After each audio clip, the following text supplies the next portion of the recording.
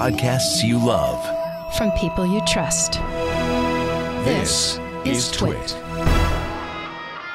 Hi, this is Leo Laporte, and this is my Tech Guy podcast. This show originally aired on the Premier Networks on Sunday, August 30th, 2020. This is episode 1724. I'll see you in September. Enjoy. The Tech Guy is brought to you from TWiT's LastPass Studios. Securing every access point in your company doesn't have to be a challenge. LastPass unifies access and authentication to make securing your employees simple and secure, even when they're working remotely. Check out LastPass.com/twit to learn more. This episode of The Tech Guy is brought to you by Adobe Sign. Business needs to keep moving whether people are working together or apart. With Adobe Sign, working remotely actually works. Learn more about what Adobe Sign can do for your business at adobe.com/businessmoves. Well, hey, how are you today? Leo Laporte here. It's Tech Guy time. Yeah, it's time to talk computers, the internet, home theater, digital photography, smartphones, smart watches, you know, everything with a chip in it, all that computery stuff. If you want to talk with me, 8888 Ask Leo is my phone number, 888-827-5536. Toll free. From anywhere in the U.S. or Canada. Outside that area, you still will have to use some sort of technology witchcraft.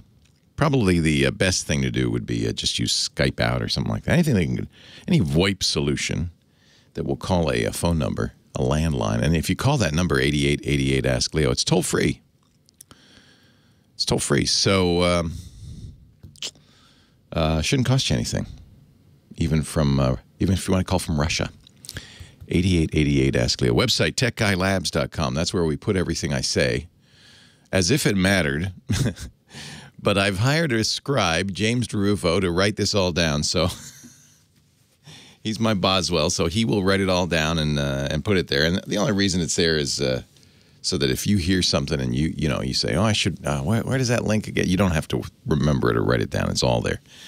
Just remember this, techguylabs.com. Elon Musk. You know, if you start a sentence that way, Elon Musk, you know it's going to be interesting. It might be infuriating. It might be bizarre, but you know it's not going to be boring.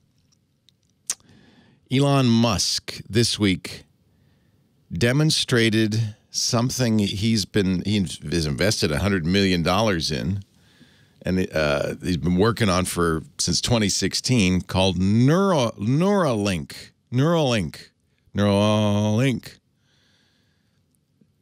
Elon reads a lot of sci-fi. In fact, Elon, founder of Tesla, the electric car company, and SpaceX, the company that's putting us 12,000 satellites above us for internet, and of course was the company that launched the Dragon vehicle that brought the crew to the International Space Station and back, the first American launch in many, many years. So, he's kind of like the, I don't know how, he's kind of like Iron Man, I guess. He's kind of like the evil genius, the brilliant genius of our time. It's good. We live in interesting times where there are people like him and Jeff Bezos and who changed the world. Mark Zuckerberg, maybe for the good, maybe for the worst, but just to change the world anyway. Elon read a lot of sci-fi as a kid. He also, I think, he said it, and I'm going to take him at his word, believes that we're not living in an actual reality. We're living in a simulation. This is a complicated one, but basically the notion that we're basically in a video game. Unclear whether the video game, it was designed by us as players, and then played by us, or if we're being played by other people. If it really is us or it's aliens or what, I don't know. But he believes we're in a simulation. I think that gives him some magical powers because he has the freedom to go, I'll do anything. I'll try anything. Doesn't matter. It's a simulation. So he's read a lot of science fiction, as have I, and one of the common tropes in sci-fi, I'm thinking Neil Stephenson might have really kind of crystallized it in Snow Crash, the metaverse, the idea that you could plug a thing into your head. Neuromancer, another great novel, the cyberpunk novel Neuromancer talks about this. A lot of science fiction talks about this. The idea you could have a man-machine interface. You could somehow attach a computer to your head and either live in a simulation or use the computer to supplement your brain. So Elon, thinking, well, it's my job to bring the future here, single-handedly.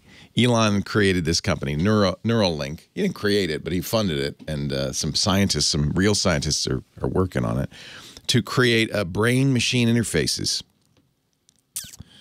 In fact, this week they showed their machine that they would use to stitch a cellophane-like device. You have to open the skull. Okay, I'm sorry. You have to take a little piece out of the skull. You'll put it back. You're not going to take it out and leave it, a hole in your head. You take a little piece out of the skull, put this cellophane in. It extrudes super thin fibers into various brain centers. And then they put the skull, they put the skull back. And it pairs to your cell phone over Bluetooth. Anyway, they did it to a pig. Poor pig. Actually, they did it to, well, they had 3 pigs. Well, they have a control pig. They have the operable pig. So they put this in the pig's head, and they showed that they could read the pig's brainwaves. Okay, it's a little step. It's a baby step. It's not going to, we're not quite to the world where you could jack in and be in another universe or anything like that quite yet. But, you got to this is technology. You make little steps. You start with the pig, you end with the man, that kind of thing. And they showed this conceptual machine that you could go into an office without no anesthesia. And you put your head in this machine, it goes, puts this thing in your head. And you too could be attached to the machine. I don't know. I don't know if I would want to do this. I don't know. They're making progress. Elon says the machine is very much simplified compared with what they showed you last year. Well, that's good. Okay, I'm mentioning it because, there you have it. That's the story, Morning Glory. It could be that, I don't think this is going to be 10 years, 20 years, maybe 100 years from now. This will be commonplace. You'll go in, when you hit your 21st birthday, your mom will give you, hey, honey. Elon says it should just cost a few $1,000s. Your mom will say, here, honey, it's time for your surgery. And you go in and you get sit down and the machine goes, and then you connect your iPhone to your brain. Okay. Okay, I'm in. Do you know Wikipedia? We love Wikipedia. Wikipedia is brilliant.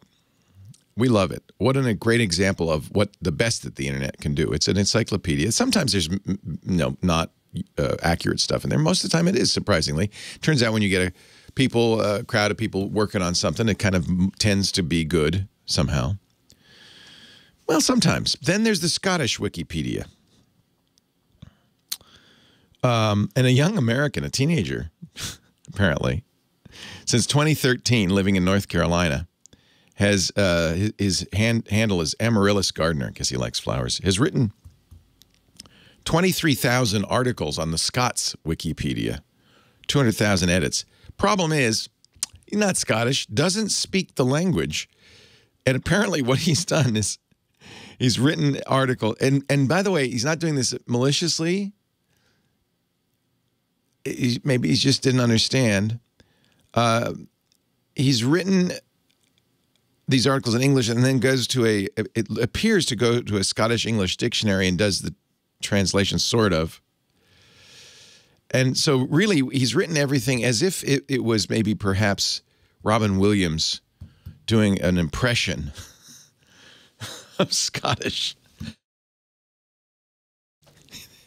In the page about the movie $1 Million Baby, he wrote, "This film is about an underappreciated boxing trainer."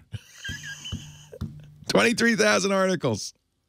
Bitcoin is a peer-to-peer payment system introduced as open source software in 2009 by developer Satoshi Nakamoto.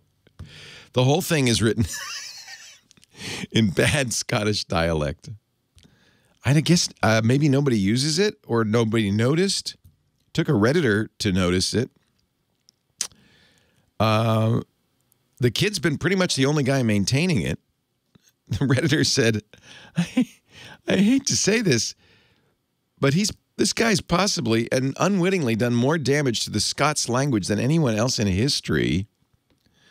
Because of it, many people possibly think Scottish is a horribly mangled rendering of English rather than a language of its own. It's all about boxing. So I just warn you, if you go and you read the Scottish Wikipedia, that maybe it's not really all it says it is. Ladies and gentlemen, the unbreakable Kimmy Schaffer, who I feel bad because you just have to sit there while we play your theme song. You know, in the uncomfortable, awkward it's weirdness. a little awkward, and I apologize. But, it's fun for me. I enjoy it. It's okay. Hi, Kim. Hi. You got here in the smoke. But you can hear my voice. I sound like very- I've got the corona. It's very smoky. It's very smoky. We've been, if you hadn't seen, hurricanes in Louisiana and Texas, man. fires in Northern California. We've been, wildfires have been smoking us out for 2 weeks now. And it's after, it's bad enough we're stuck inside. Right. With the Rona. And then you can't even open the windows and get fresh air. Nope. So basically, I feel like a pickle. I feel like we're being brined. Brined in vinegar. Yeah. Yeah, I don't know. I don't even know what to say about this year anymore. I'm so done. Here's the bad news. I don't think the year's done. No, I know. I think there's more. I feel somehow I'm bracing myself. Are you bracing yourself for more? There must gonna be more. What more? I mean, Well, I'm no. hey, we haven't had earthquakes plenty. yet. I'm fine with No- earthquakes. It's no- funny because people from not this area are like, "Oh, earthquakes terrify me." I'm like, "No, hurricanes terrify me." Well, that's I'm right. okay with an tornadoes earthquake. are what scares me. But Yeah, maybe that's because I tornadoes, saw The too. Wizard of Oz when I was a kid. I don't know. And there's other things that could happen. Alien races could land. There's things. There's an zombie asteroid the day apocalypse. before Election Day. There's an asteroid coming close. Cool. Well, here's the good news. Here's the good news. It's only 6.5 feet. So The it's not- asteroid's only 6.5 yeah. feet. So it's not going to really. It's going to be maybe a nice shooting star. It might be one of those portents you see sometimes. A light in the sky. Just shining, like saying, "Go vote." Go vote. The universe says go vote. I don't know. I don't know what it'll be. Anyway, it's always fun. It's always fun. 2020. We're going to look back and laugh. I hope. I hope so.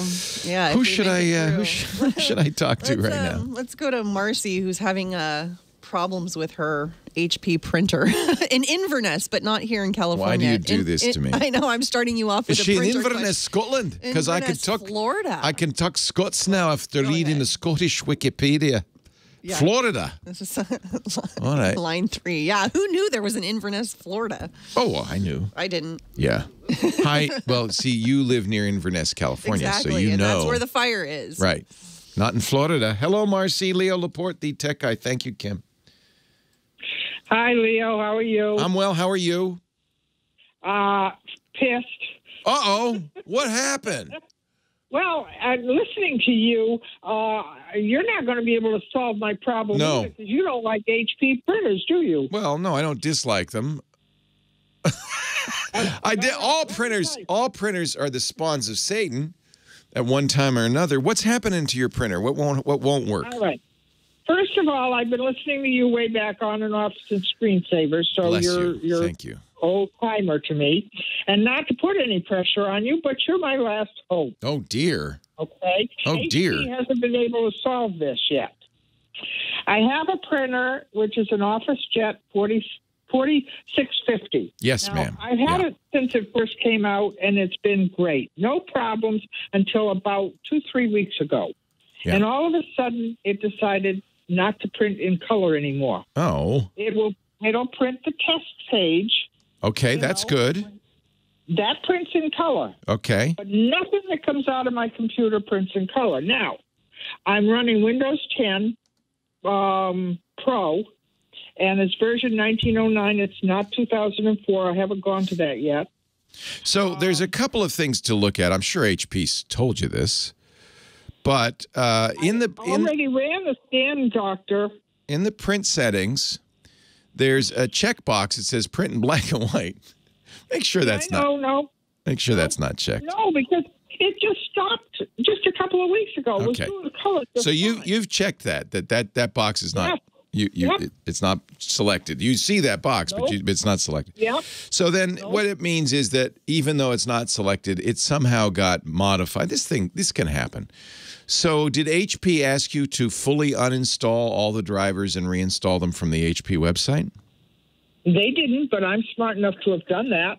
You are smart. I can't believe they didn't say that. Now, Leo, wait a minute. Not only that, but I am now running a completely reinstalled Windows 10 Pro. Oh, that's going too far. It's not Windows. It's a driver. No. The printer screwed up my Windows so bad I had to reinstall. How did that happen? Because the printer decided that it wasn't going to wake up anymore. And in my trying to get it to wake up, by unplugging it and doing all that stuff. I used to own a computer store, so I know a little. Oh, yeah, you're sophisticated. Well, I know what to do, and I've done everything. Now, this morning, it woke up, but it still won't print in color.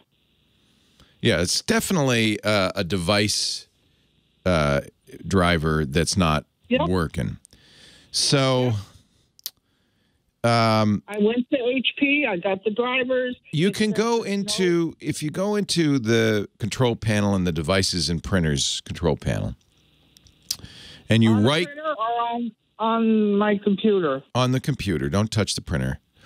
And if you right click on your OfficeJet 4650 and you left click on printer properties, there's an advanced tab, and you can select new driver there. And you might, I did that. This is crazy. Yeah, you installed the right driver, but what if you installed a different driver, like say the, I don't know, the HP NV7640. I'm looking at this is a post on the HP support site I'm looking at.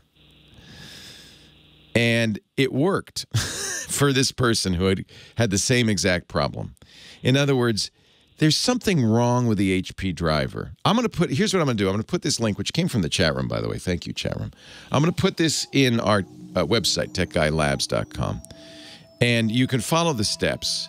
It's weird, but it seems to work. It apparently is a problem with the driver, and a different driver works.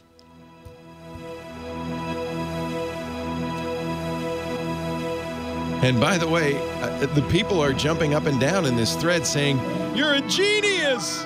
It worked!" A number of people. So apparently, okay, here's a simpler one.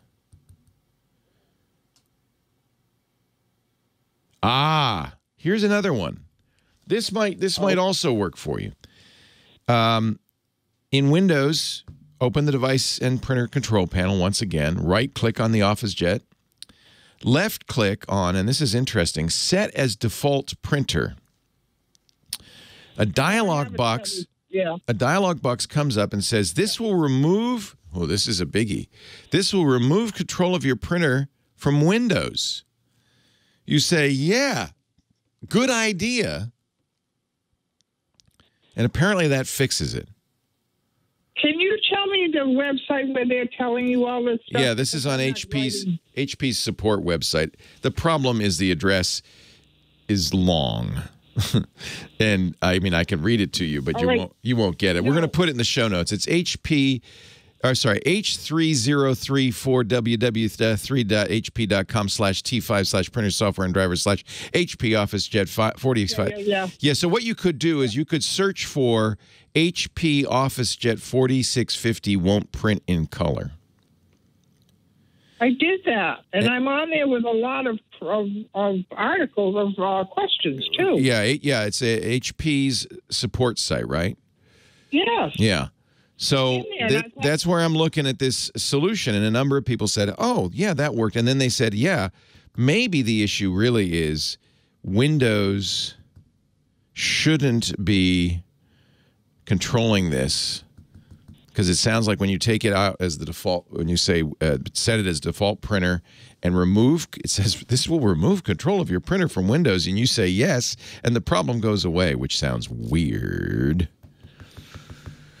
And then another one in if you're in Word, printer properties under the printer box showing your printer, select paper quality.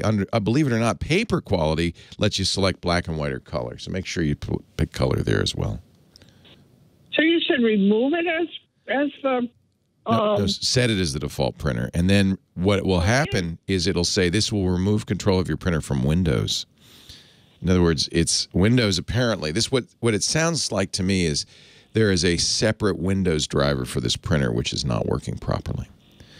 So yeah, and see, a lot of the things that you're telling me I'm not finding on my computer. Yeah. So that's why when you get off this call, go to the website techguylabs.com, and there will be and it's all there? Yeah. Well, I presume that James is writing this down. It came up in the chat, and it was in the chat, and James usually snags it from the chat and then puts it up into the website. If it's not there right now, it'll be there soon. And then you can click that link and follow it, and it seems like this has fixed it for a number of people, which is very interesting. Okay. I will try it. It's the best I could do. Thank you, and thanks to the chat room once again. To the rescue. The Tech Guy Podcast brought to you this week by Adobe Sign. Oh, hallelujah. Please, everybody, start using Adobe Sign. I am so sick. I don't make documents for people to sign. That's not in the radio business. But I do get documents all the time from banks, realtors, everybody. And the thing that I still, to this day, it just baffles me. I get it. They say, print this, sign it in blue ink, and then scan it and fax it to us. Really? Why aren't you using Adobe Sign? It's legal. E-signatures are more verifiable, more accurate. You've got an audit trail. You could ask for things. You could say, look, I need to see government-issued ID. I mean, I don't know why they're not using Adobe Sign. Shouldn't everybody be using Adobe Sign? If you're running a business right now with everything going on like it is, you're facing challenges, no doubt. But no matter what's happening, business has to keep moving, and that's what Adobe Sign does. It can keep your business moving. They have processed more than 8 billion with a B transactions from millions of signers around the globe for businesses great and small. With Adobe Sign, e-signatures improve efficiencies in every department for every kind of work, whether requests for permits and construction planning or health services or even internal operations like human resources, procurement, or IT. The paper signature is so 19th century. Adobe Sign, you get the document, you click and you sign, and you're good to go. Plus, Adobe Sign has enterprise-grade security. It can be compliant with whatever regulations your business is governed by, whether it's HIPAA or FERPA or GLPA. E-signature processes protect sensitive information. They're both legal and accessible. They enforce regulatory and policy rules automatically. If you wish, enforce verification with government ID or certificate-based employee IDs like PIV or CAC cards. It's just more secure. It's easier for everybody. It's just a better way to go. And by the way, you can easily integrate it into your workflow so employees can do this, and it works with everything from Microsoft 365 to Salesforce to ServiceNow to Workday.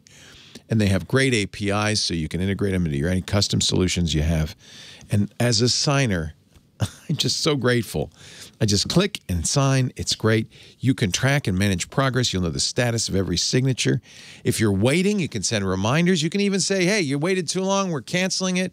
You could say, you have 3 days to sign this or it's no good. Whatever you want to do. Adobe Sign keeps business flowing. Contracts get signed, loans get approved, and deals get done faster than ever before. Everybody's happy. And Adobe Sign has a solution that's right for your company, with small businesses to huge global enterprises. So keep your business moving with Adobe. Learn more about what Adobe Sign can do for your business. Go to their website, adobe.com. You know Adobe, A-D-O-B-E, adobe.com/businessmoves. Everything you need to know about Adobe Signs right there. Adobe.com/businessmoves. The only question I have is why you aren't already using it. Adobe.com/businessmoves. Business moves with Adobe. Please use Adobe Sign. And thank you, Adobe, for sponsoring the Tech Guy podcast. We really appreciate it. Hey, here he is, our own low rider, our car guy himself, Sam Abuelsamid. He is principal researcher at Guidehouse Insights Podcasts, a great car podcast called Wheel Bearings at wheelbearings.media. And thank goodness he joins us every week to talk about the ever-changing technology in automobiles. Hello, Sam. Hello, Leo. How are you this week? I'm great. You're sitting in a lovely blue cabin of a car with looks like you've got TV. Are you in a self-driving vehicle of some kind? I am indeed. Well, not right this very moment, but I actually was fairly recently, just last week. And it had some similarities to the one that's behind me right now. What is that? So one of the challenges that companies developing automated driving have faced during the course of the pandemic, especially those that want to do robotaxi style services, is how they bring those vehicles back into service. As the pandemic hopefully starts to wane, but there's obviously still safety concerns about people have concerns about being in a vehicle that somebody else that they don't know was just in maybe moments before. So you have the challenge of how do you sanitize these vehicles to get rid of any virus or bacteria or anything that might have been left over from previous passengers. And I think a few months ago, I think I mentioned a company called GHSP, which is an automotive supplier, longtime automotive supplier that's based in West Michigan. They developed a system called Greenlight, which is basically a UVC system. You were just talking about UVC, for some other applications. And, the thing about UVC, ultraviolet C light, is that, when it disrupts the DNA in living organisms, right? Which can kill viruses and bacteria and stuff, which is just great. It's a really good, effective way to sanitize the interior environment of a vehicle. And so GHSP is that why it's came blue up with this. In there? Yeah, it's all because it's ultraviolet. Oh, so it's being sanitized as we speak. Now, you wouldn't want to be in there while that's happening, right? That wouldn't be good for you. And might disrupt lies you. The problem. Yeah. Yes, because just as it can disrupt the DNA in a virus or a bacteria, it will also disrupt the DNA in your own body. Not good. So you can't actually be in the vehicle while it's being sanitized. And so the vehicle in the photo is the latest generation development vehicle from a company called Voyage. They're a startup based in Palo Alto. And they're focused on doing robotaxi services initially for retirement communities. And they've been testing a place in Central Florida called The Villages for some time now. Yeah, I know that.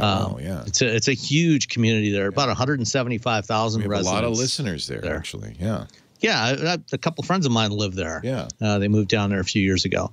And they see that as a great place to start the business because, as you get older, a lot of people have challenges driving, whether it's their vision or, their reflexes slow down. Or in some cases, they're just, not able to walk and really control a vehicle. And so, providing mobility for elderly people is a great solution. And in terms of trying to deploy the vehicles there, because there's not as much traffic. It's not like trying to drive around San Francisco or Manhattan or Chicago. It's an easier environment to get the system up and running. Yeah, there are a lot of people moving fairly slowly there, so it's good. Yeah. And similarly, there's a company that's based here in Ann Arbor called May Mobility. Their focus is a little bit different. They are focused on urban areas, but doing like microtransit services. And they've had services in Columbus, Ohio, and Providence, Rhode Island, and Detroit and Grand Rapids, Michigan. And they're getting ready to restart their service in Grand Rapids tomorrow, actually, with their vehicles. And they're also using the same green light system. I visited with them last week to see how they've prepared. So it's kind of like one of those automated bathrooms that you wouldn't want to be in when they're being cleaned. Because when you leave it, it cleans itself, and then it's nice and sparkling fresh for the next person who goes in there. Exactly. But they have an interlock system that keeps it from doing it when there's anybody inside it, obviously. Yeah, exactly. Yeah. And so, what May is doing is, each time passengers get out of the vehicle, the driver steps out of the vehicle, locks the doors, runs the 5-minute cleaning cycle with the green light system. And, it stays locked while the system is running. And then he can the safety driver can get back in and continue the route and pick up passengers again.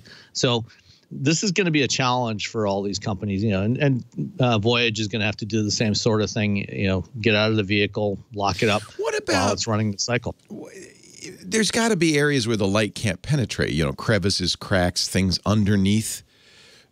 What about there? Yeah, certainly. And they're, one of the things GHSP has done is they've come up with, various sizes of lights. So in particular areas like in the door handles, where you grab the door handles, they can have smaller ones that are mounted there, to sanitize those areas, so the common touch points. Yeah, yeah. And the truth is, it seems to be we're learning that the real threat of the virus is in the air, not on surfaces so much. So it's obviously cleaning the air. Yeah, completely cleans the air. Yeah. Yeah. Interesting. So, operationally, it's going to be a bit of a challenge for these companies, to figure out, how to make this economically viable, because if they have to pause after every ride for a 5-minute cleaning cycle, that's going to potentially pose some problems. But this is a first step to getting them back on the road and continue their testing and development. What's interesting is I think initially during the pandemic, the feeling was it'll be over in a few months. We don't have to spend a lot of time figuring out how to solve this long term. But now that we're in month 5 of the shutdown with no end in sight, companies are starting to say, we're going to have to figure this out long term.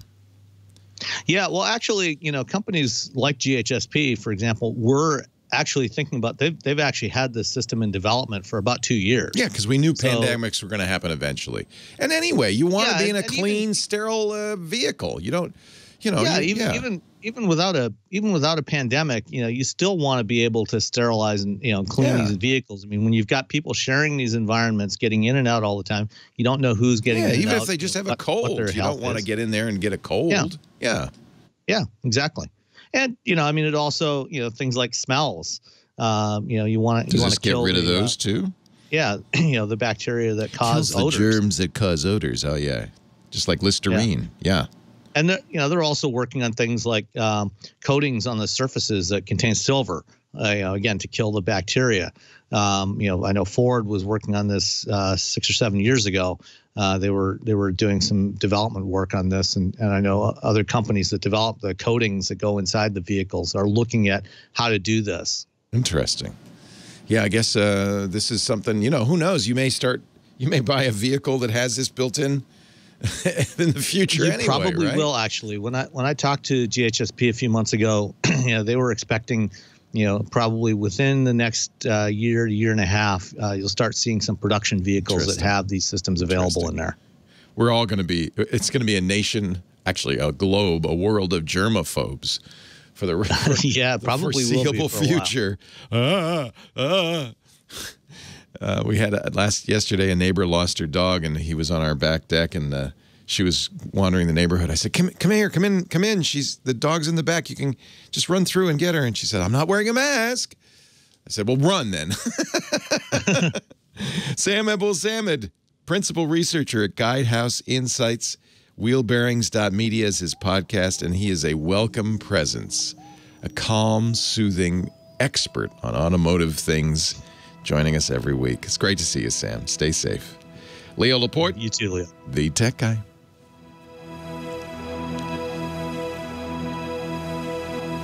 You want to hang out for Micah's question? He says he has a new Rav4, and he's got a plug-in hybrid question for you. So if you want to hang out, sure, we'll get Micah on next. So the smoke's pretty bad, huh? I smell it.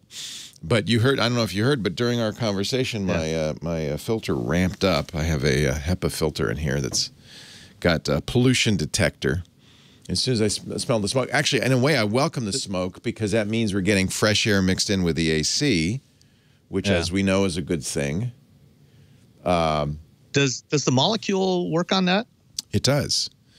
It does. This is not a molecule because I couldn't. You know, we have a few molecules, but they're pricey, and I wanted to put this in here. So this is the $200 Coway, which is C-O-W-A-Y, which is just a plain old HEPA. But you know, even it's you know, as there was a good article this week in Time by a expert on aerosol spread from CU Boulder, who said increasingly it seems the evidence is that it's aerosol spread is the real problem.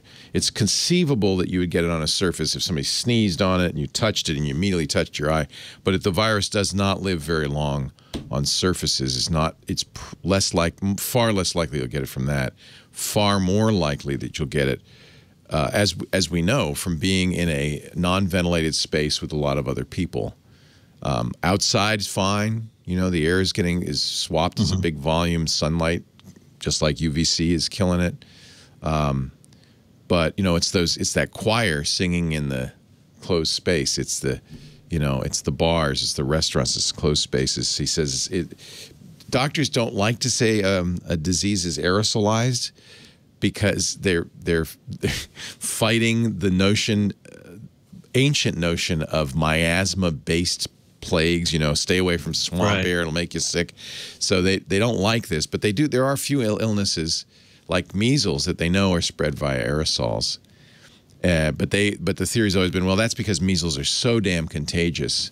But now increasingly, it really seems to be that aerosolized virus is the actual problem. And the problem is these aren't spit particles that sink. These are particles that will stay in the air for hours.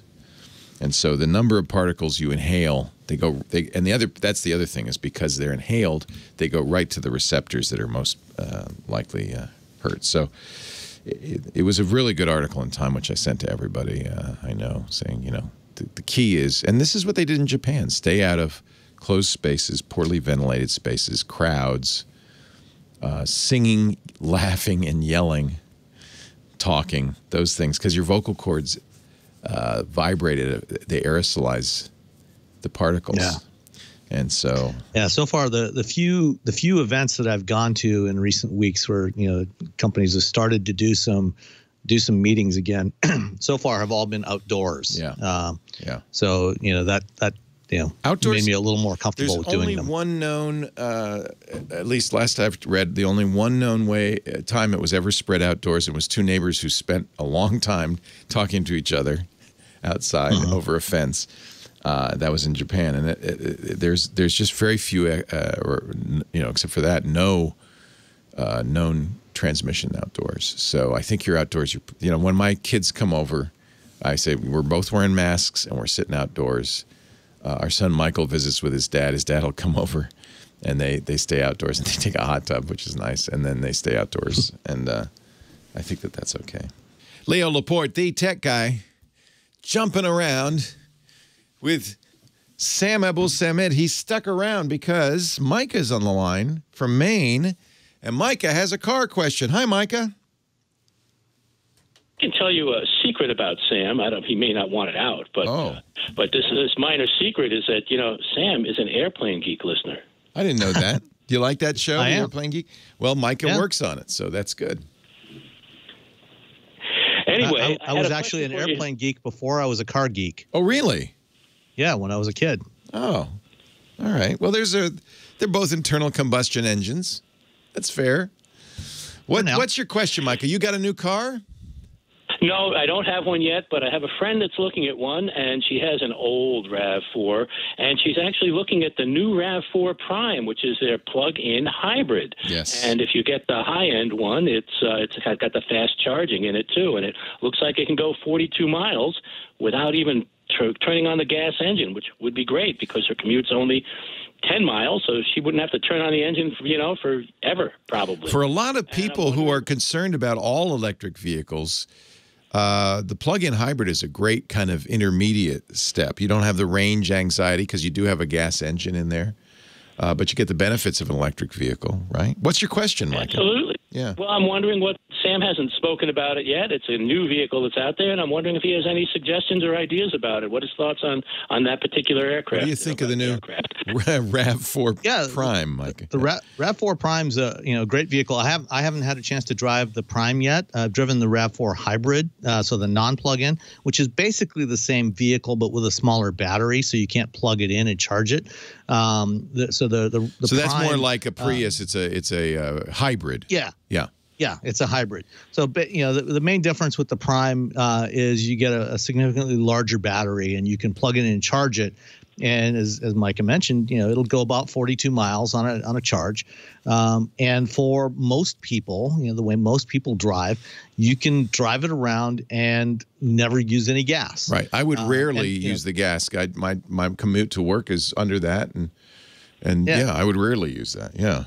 When GM launched the original Chevy Volt 10 years ago, it was a plug-in hybrid, and at the time when they launched the second generation Volt in 2015, they talked about some of the data they had gotten from the first generation. They found that 90% of all the trips, the Volt only had the first gen Volt only had 37-mile range, and they found that 90% of all the trips taken with the Volt didn't use a drop of gas. If with 40 some miles of range, most people will never use any gas. And then, for those occasional times when you do need to go farther, if you're going to take a road trip somewhere, you can just keep driving. You don't have to worry so much about, planning your route to make sure that there's going to be stops along the way where you can find a charger, to charge it up, and still use it as an EV all the time. And, increasingly the RAV4 is not the only choice for this. One of the challenges, at least this year with the RAV4, is going to be limited availability. Apparently, there's only going to be 5,000 available in the U.S. In 2020. There'll be more next year, but there are other options as well. If you can't get one of the RAV4s, Ford has just introduced a plug-in hybrid version of the Escape. Which, similar in size, similar type of vehicle. It's got 40 miles of range, and it's actually available a little bit cheaper than the RAV4. The RAV4 starts at about $38,000. The Escape starts at about $33,000.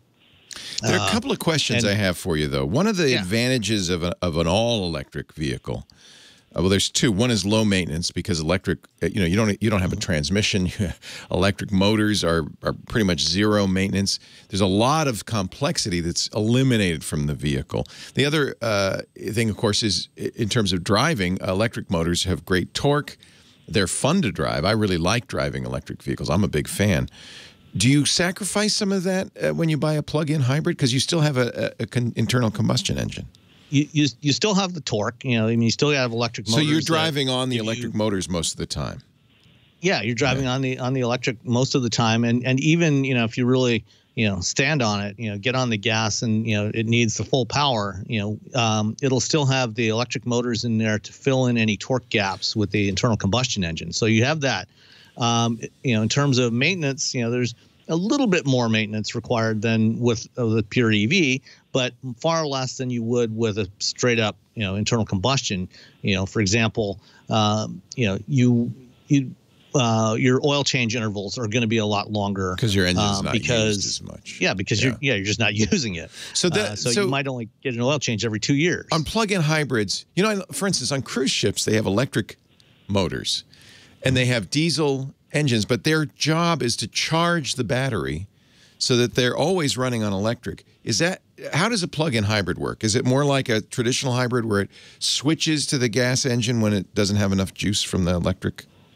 So what you described on the on ships and also on most locomotives is what's known as a series hybrid, where the engine is only driving a generator that provides the electricity for the electric motors. Right.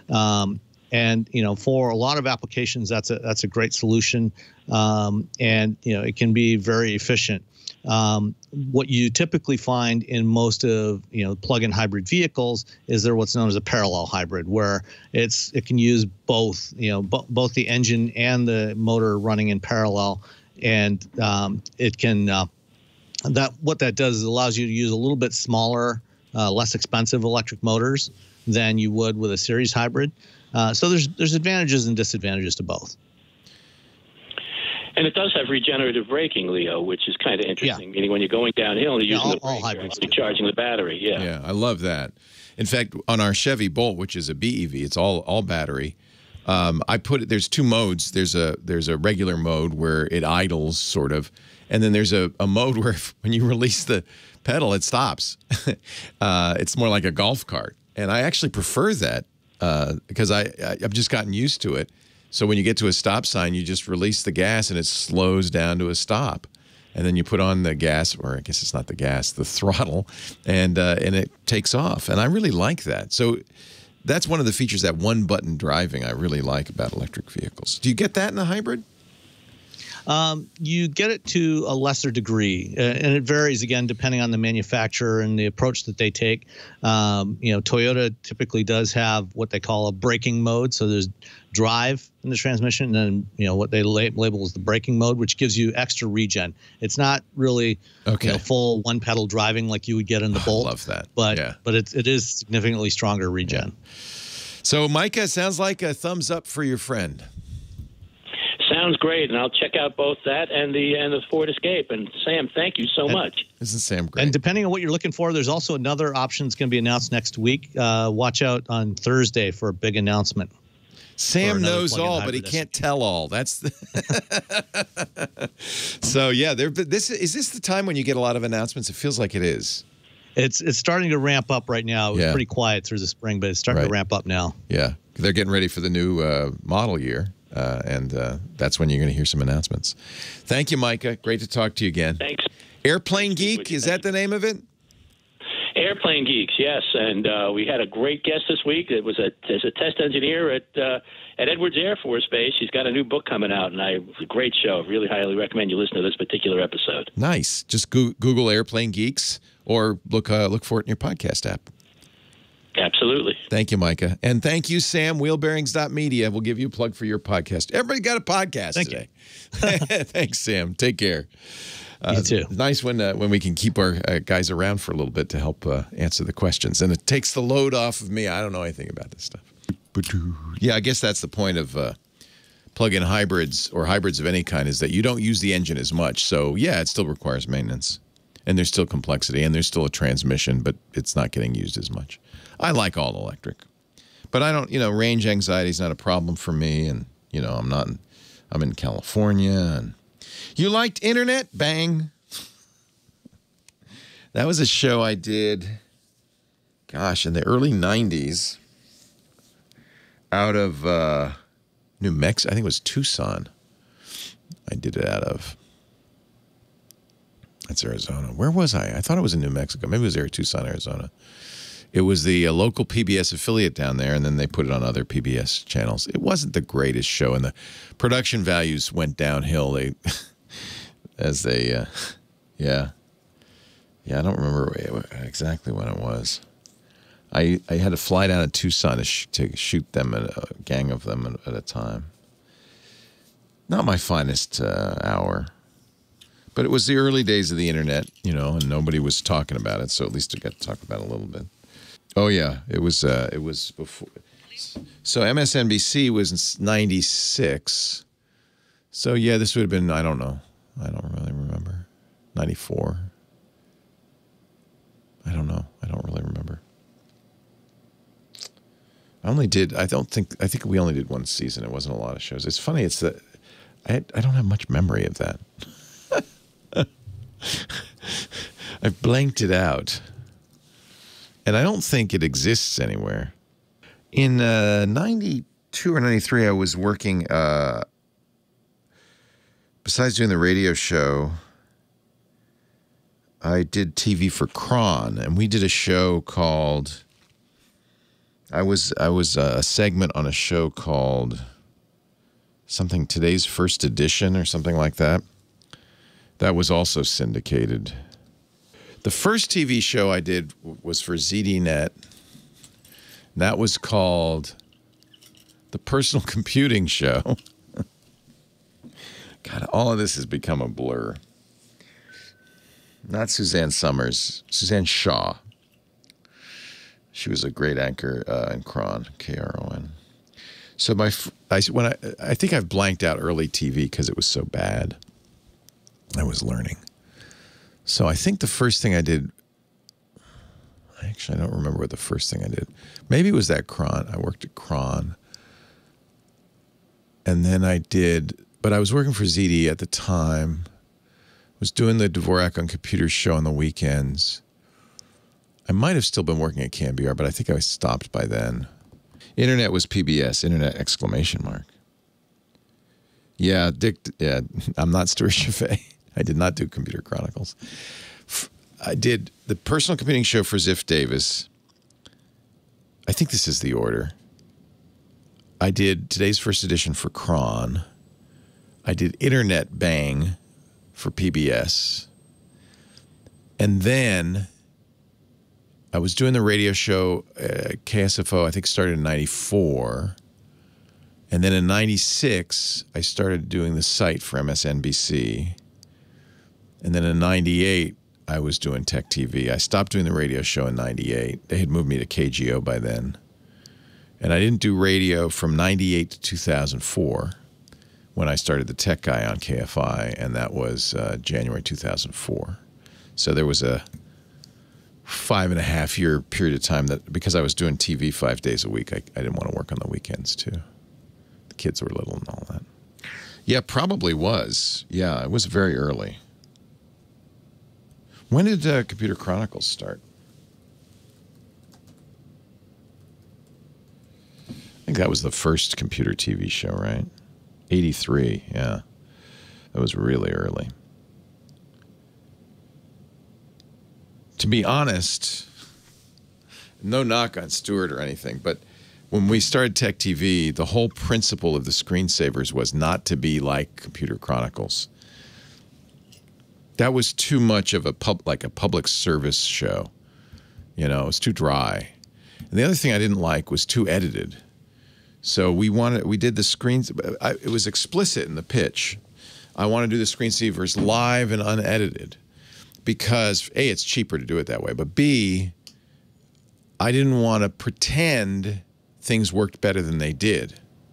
The tendency with computer programming up to that point was to edit out the crashes and the failures and the mess ups because you didn't, you wanted things to move along. But I thought it was my opinion that misrepresented the experience of computing and made people feel bad about the fact that nothing works. They thought it was their fault. So my goal with the screensavers and Call for Help, I designed that show to be done live in real time and also not to be stuffy about the whole thing. If you watch Computer Chronicles, it's very stuffy. It's very dry. I didn't consider it to be a good TV show. It was good that it existed because it's a document now of the earliest days of the personal computer, but it was not what I never watched it. It was not, and I'm obviously into it. It just wasn't that interesting. Well, hey, how are you today? Leo Laporte, the tech guy. Time to talk about computers, the internet, home theater, digital photography, smartphones, smart watches, all that computer jazz. Anything with a chip in it. Boy, everything has a chip in it these days, right? 8888 Ask Leo is my phone number if you want to talk high-tech. 888-827-5536. Toll free from anywhere in the U.S. or Canada. You can reach us outside that area using Skype out or something like that. We have a website, techguylabs.com. I mentioned that because I don't want you to feel like you have to write anything down if I mention it. And sometimes as with our caller with the HP printer, the URLs I'm talking about, the websites, the addresses I'm talking about are so long, I'm not going to say them on the radio. It's just to be impossible.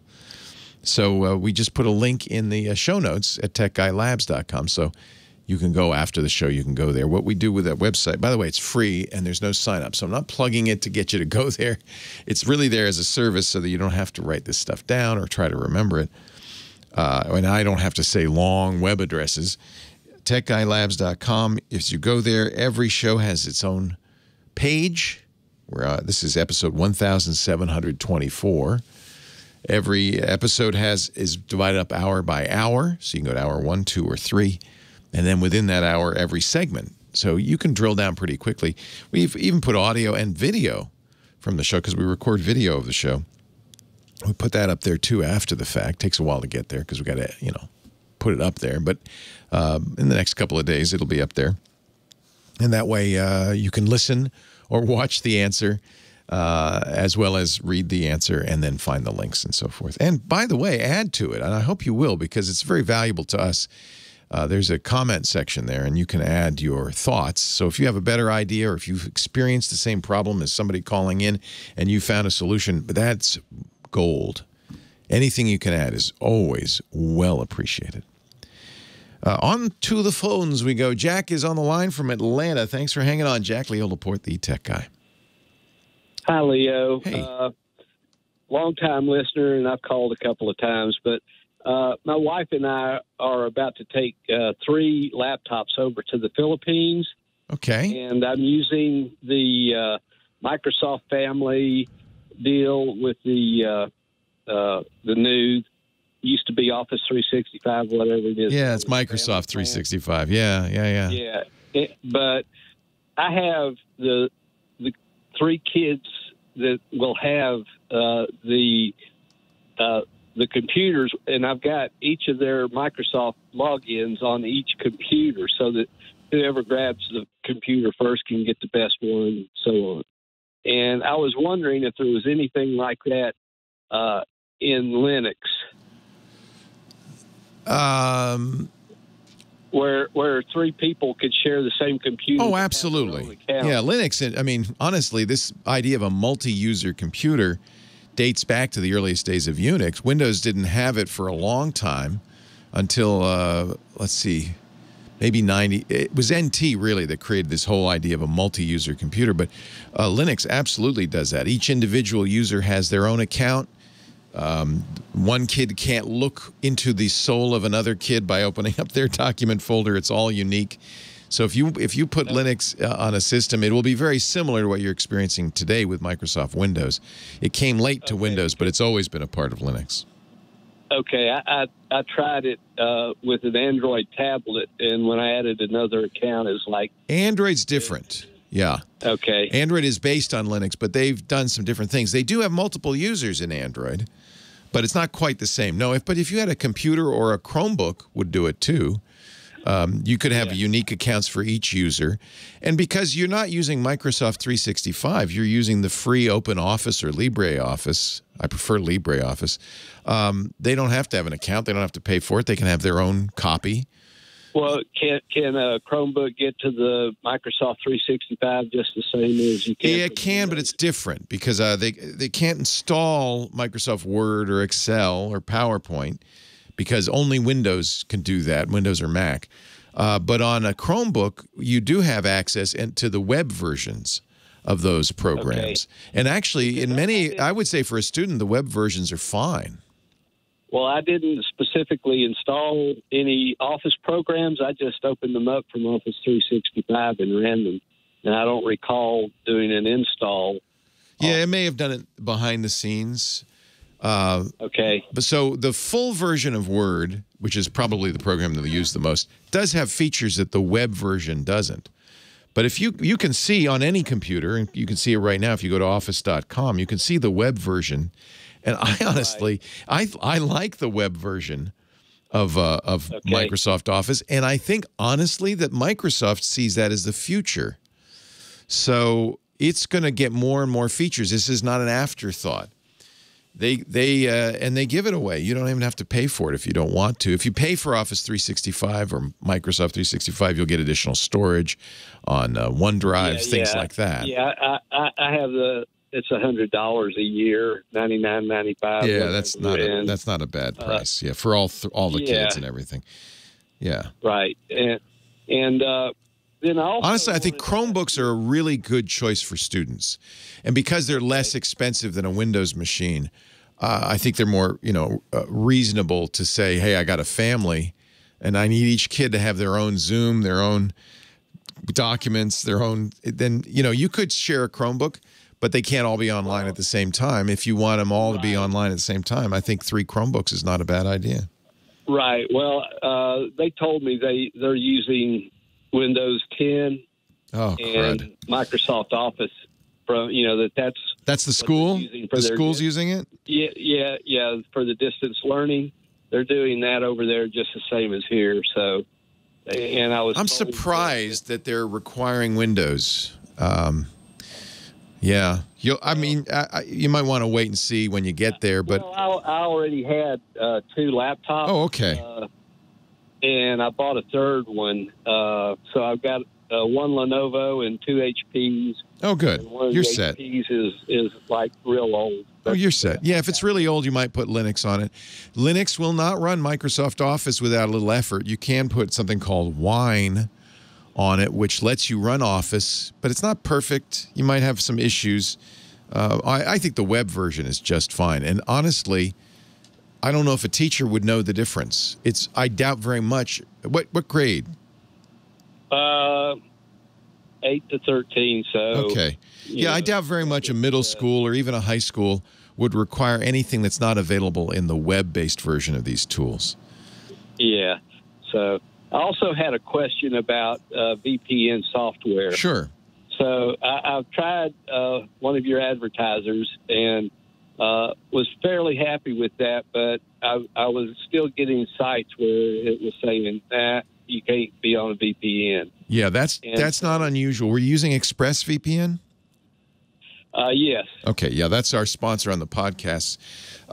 This is why that happens. And ExpressVPN is the best I've experienced with not having that problem.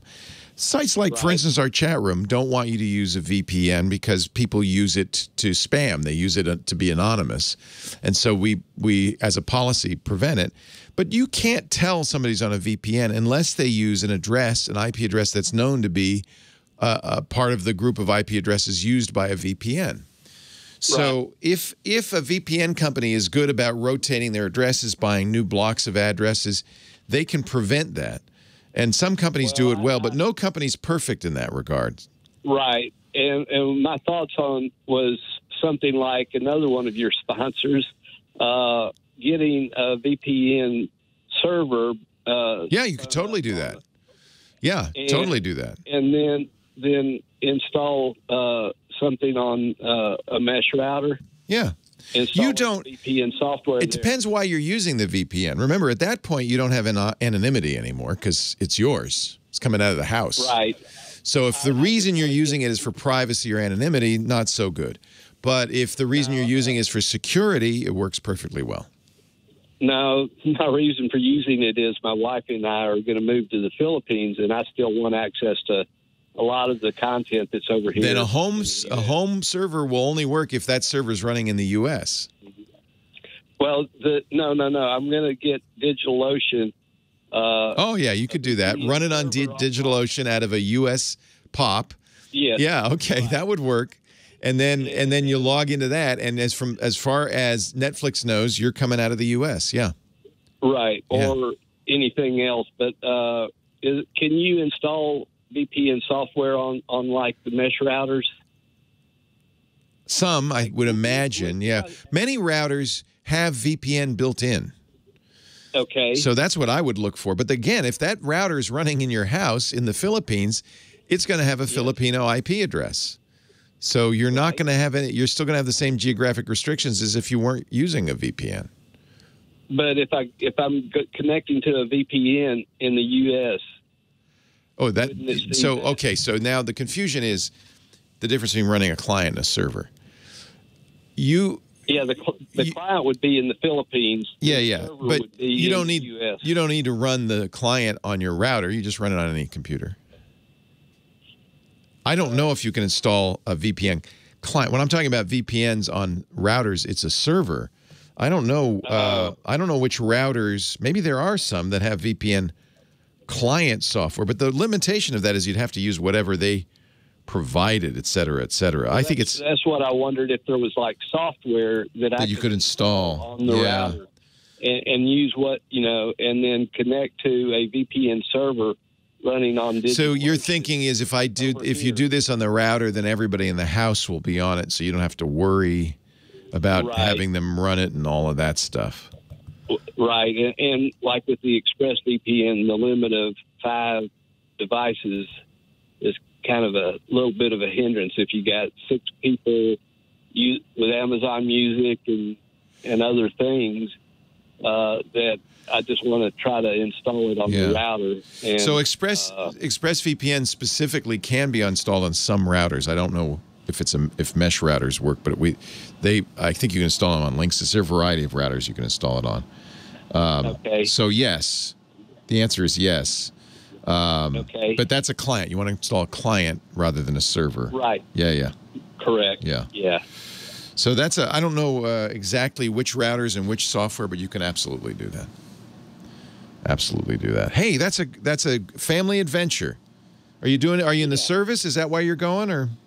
No, I'm retired, and my wife has 3 kids over there, and the problem of getting everybody over here is just go there. Way more expensive. Yeah. So, we're looking at buying a house and packing up and moving everything over there. And sounds like a great adventure.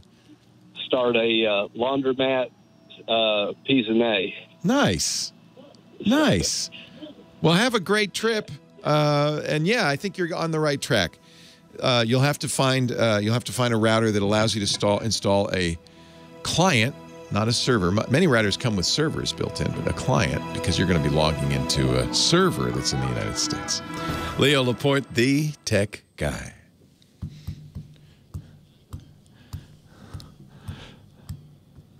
Dwayne on the line from Los Angeles. Hi, Dwayne. Hello? Hello? Hey, come on over to the phone. You're on the air. Welcome. Hey, how's it going, Mr. Tech? It's going great. How are you, Mr. Dwayne? I'm doing great. Just making a little lunch like you were. Yeah. I had to have a little lunch. It's that time. Correct, yeah. It sure is. I keep you on hold so long, you're faint. Faint with hunger. Yeah, actually, about an hour and a half. Oh, my God. I'm so sorry.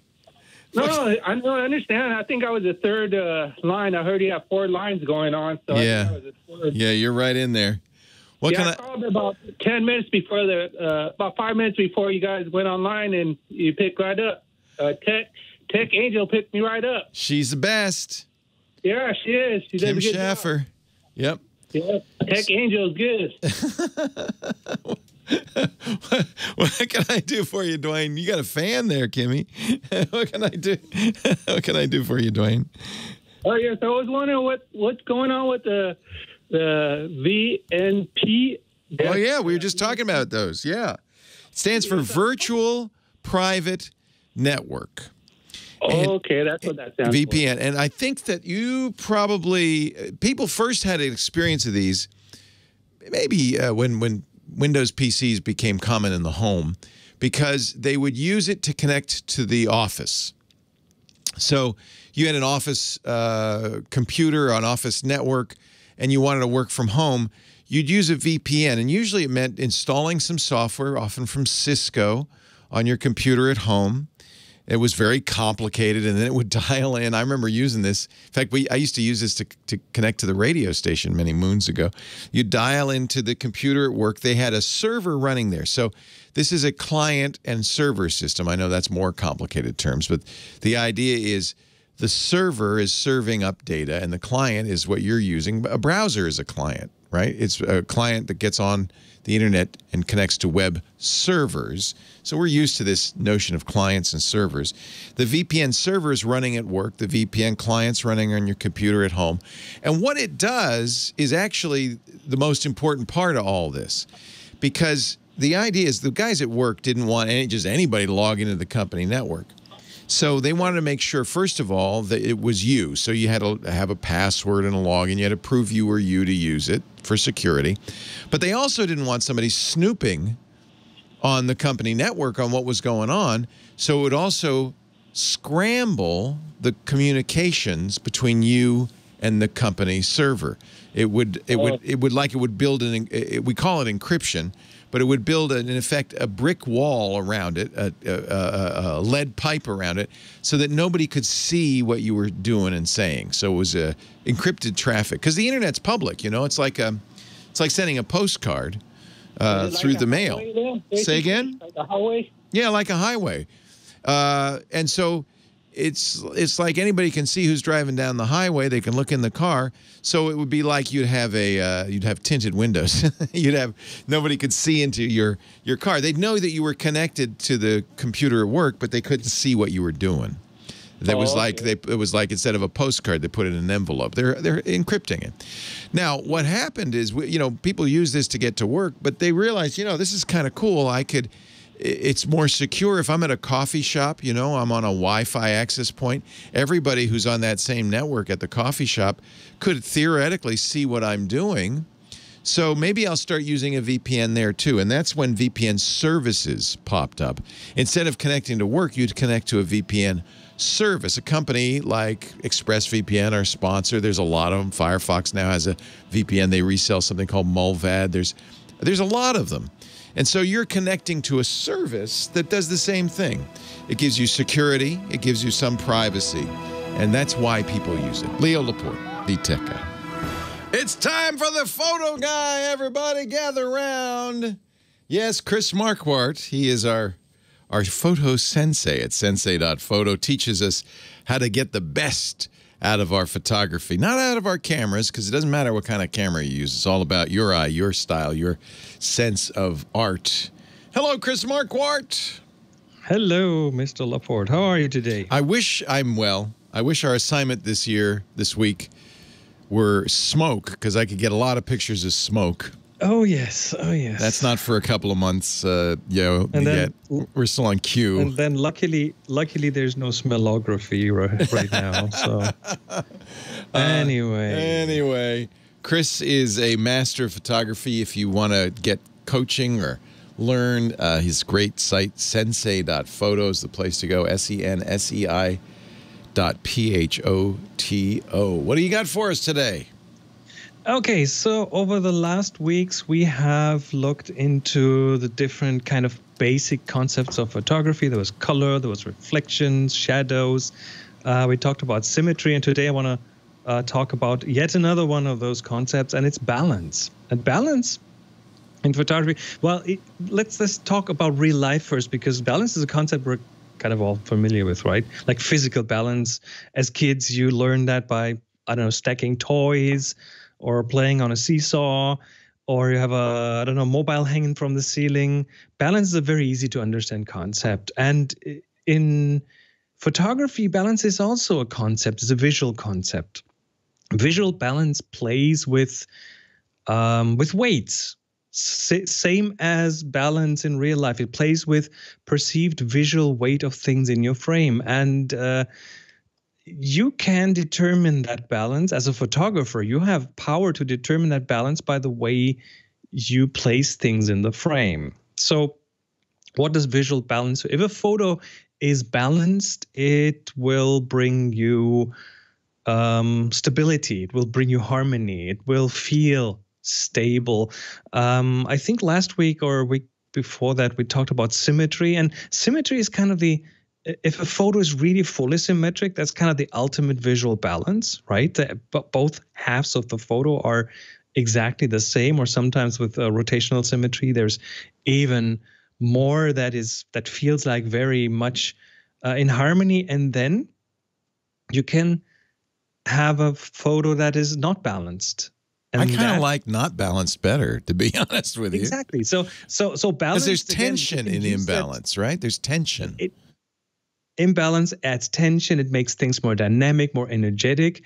Whereas balance makes it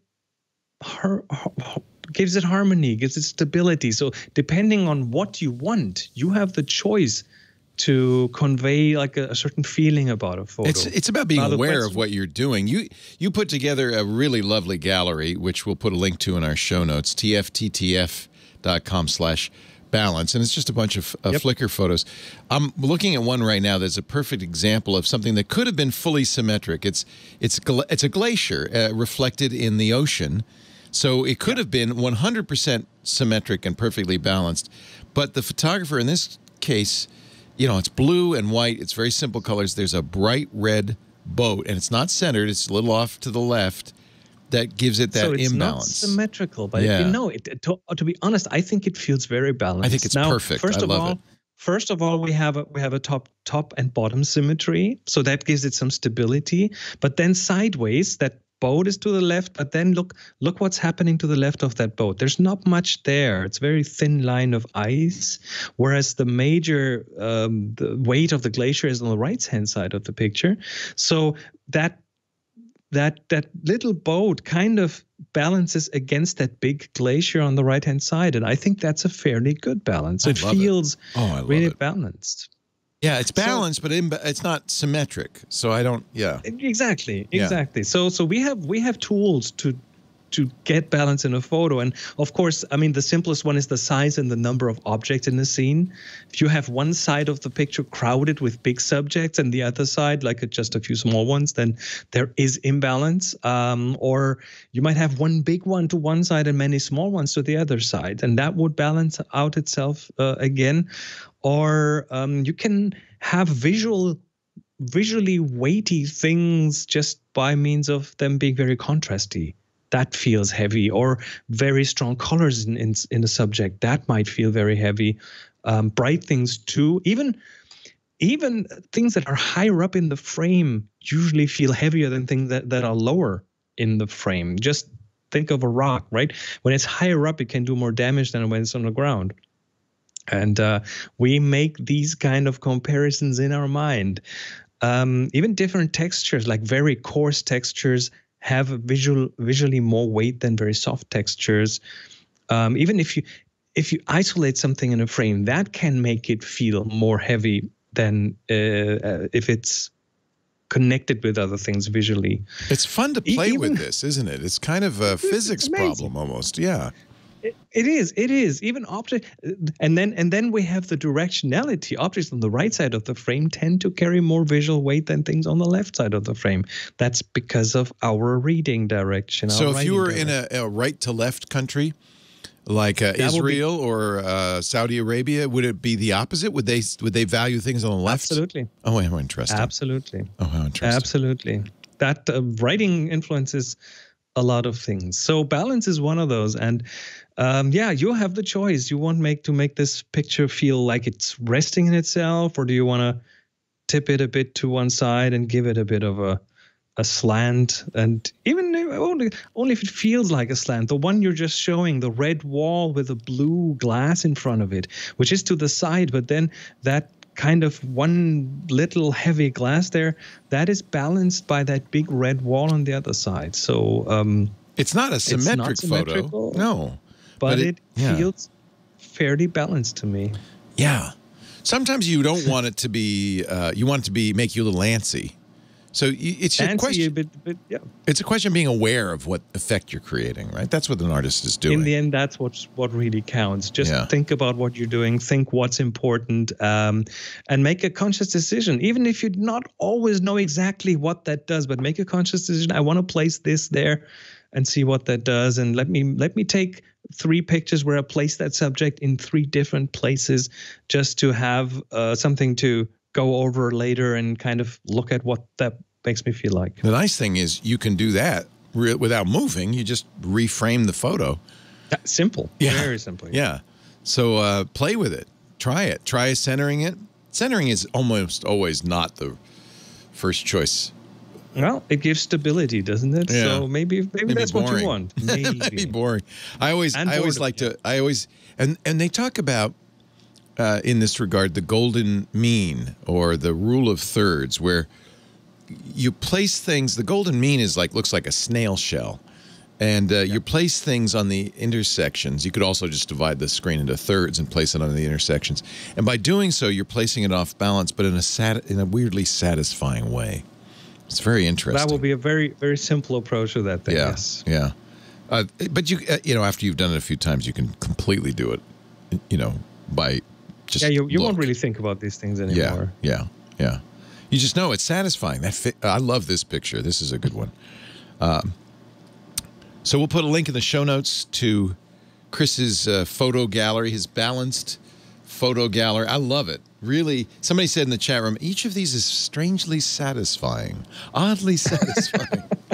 Our photo assignment is the letter Q, quiet. And in a week or two, Chris is going to pick 3 out of our gallery. So quick, take some pictures. Doesn't have to be with a fancy camera. Illustrating the word or concept quiet.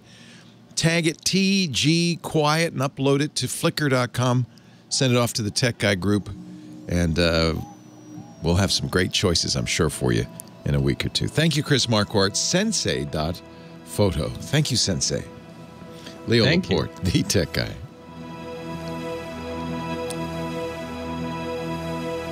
That was Vaux-le-Vicomte, which have you ever been there in France? It's a beautiful castle. I haven't made it there yet. It's kind of it's off the beaten path a little bit, but it was the inspiration for Versailles. The photographer, the guy who built it was, I think, Louis's finance minister. And when Louis saw it, he said, "Hey, that's nicer than my palace." So he stole the designer and the gardens and everything and built it. Always one better than you. He had to do it. So this is one of my favorite photos, just timing wise. We got the golf cart to drive around here, and it goes all the way to the back there in the distance. Yeah. But we got a golf cart, and then my kids who were little, Henry took the wheel and put his foot on the pedal, and you can see Jennifer trying to stop him as he drives off in the golf cart. That is priceless. Isn't that a hysterical photo? That was just good timing on my part. But yeah, one of my favorites. A memory from our kids' youth. Awesome. Youth. Yes, I have that framed in my office. Thank you, Chris. Thank you very much. Always a pleasure. That was a great subject. And we'll. I'll try to find one. I'm running out of basic concepts. I'm sure there are you not that many, but I'll probably be able to squeeze 1 or 2 more out of there. Good. Well, okie dokie. Talk to you next week. Take care. See you in a week. Bye-bye. Take care. Leo Laporte. The cause doesn't work. This is fun. Leo Laporte, the Tech Guy. 8888 Ask Leo, the phone number. I'd love to talk high tech with you. Let's do it right now. David's on the line from Ithaca, New York. Hello, David. Leo, thank you so much for taking my call. Oh, thanks for calling. Thanks for hanging on. I really appreciate it. You know, I met you at the Brick House. I'm the professor at Cornell who studies disgust. Oh, you're one of my favorite people, David. I invoke you all the time. And of course, you introduced me to one of my favorite interviews, Jonathan Haidt. He doesn't like being called Haidt. That's right, Haidt. Yeah. and his incredible book, which is very timely right now. In fact, I see that Professor Haidt is very active these days, talking about polarization and politics and so forth. But what a fascinating subject. He's doing the Lord's work. Yeah. Yeah. To study disgust is fascinating. Yeah. Well, Leo, you have had an undue influence on me. Like everybody says, I've been listening to you since the screensaver days, and you turned me from a regular nerd into a computer nerd. But I have. Oh, by the way, and you're responsible for all of this audio equipment that I'm using now too, because for teaching, for Zooming.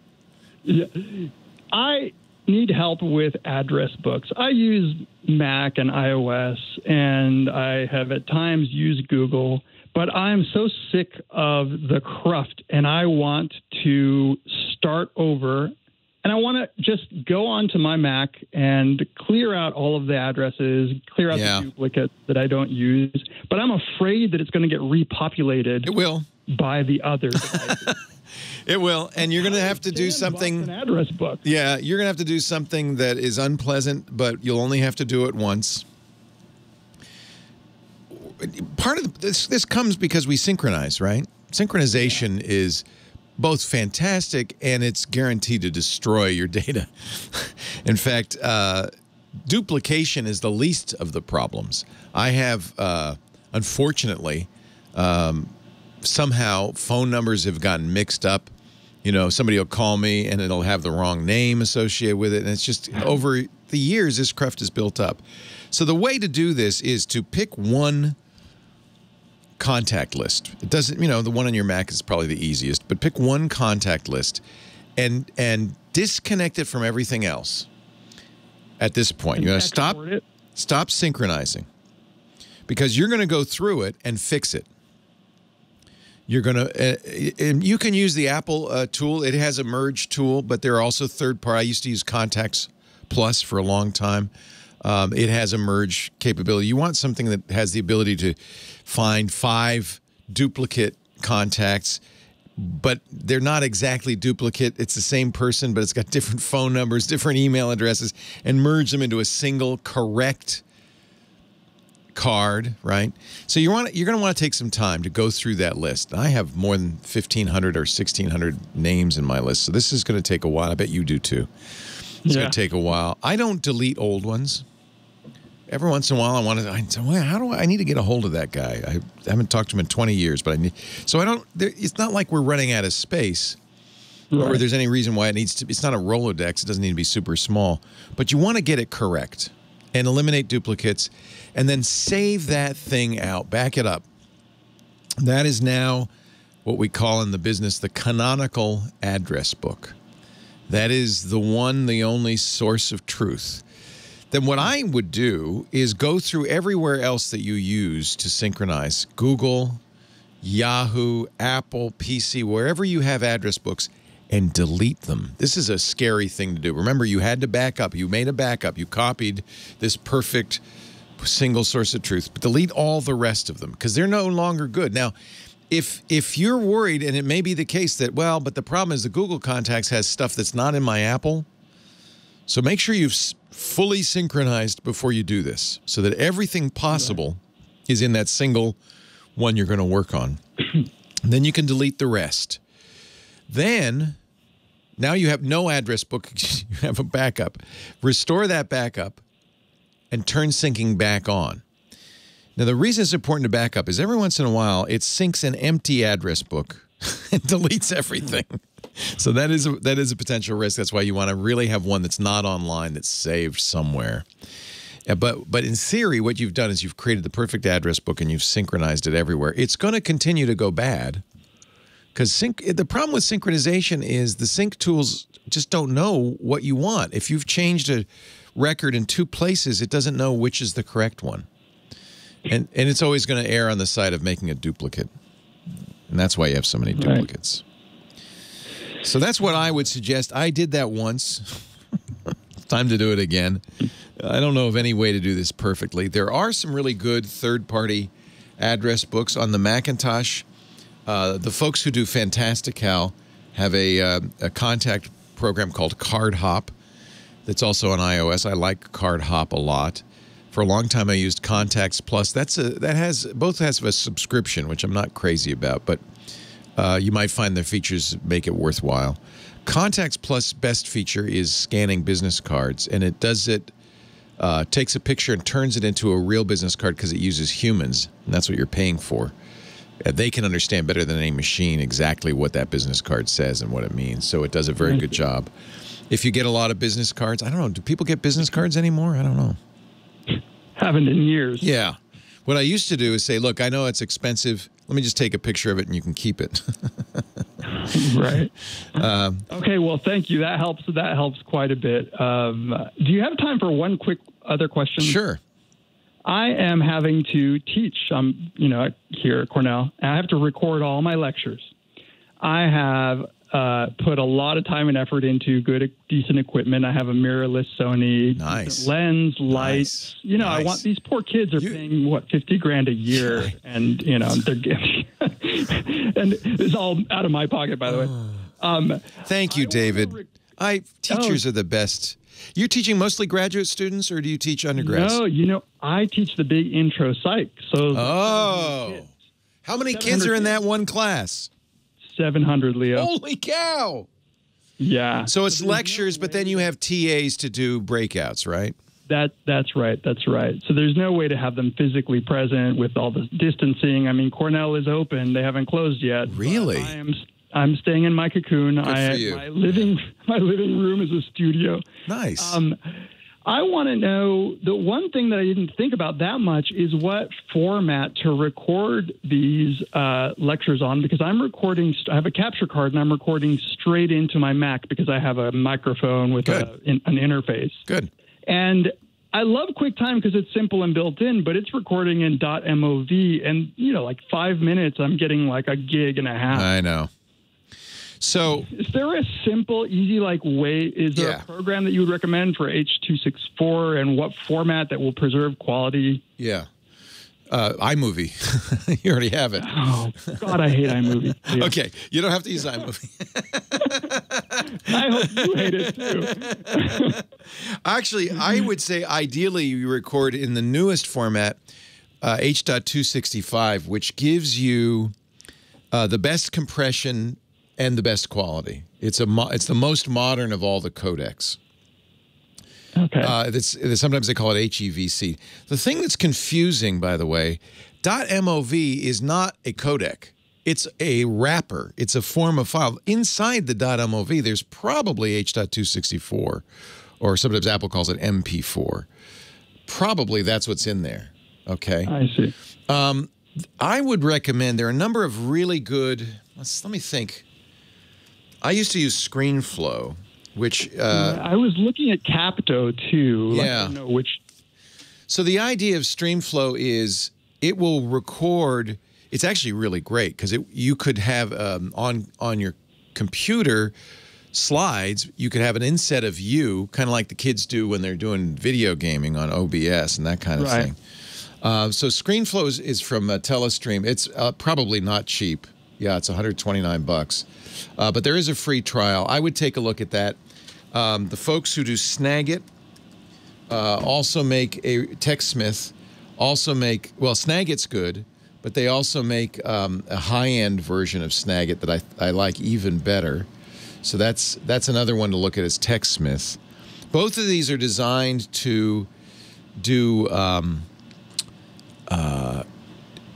basically screen captures. So but I don't know. Do you just do yourself talking in front of a lectern, or do you? You know what I figured out. Actually, hang on, because I got to take a break, and we will come back with more in just a bit. Leo Laporte, the tech guy. Stay right here.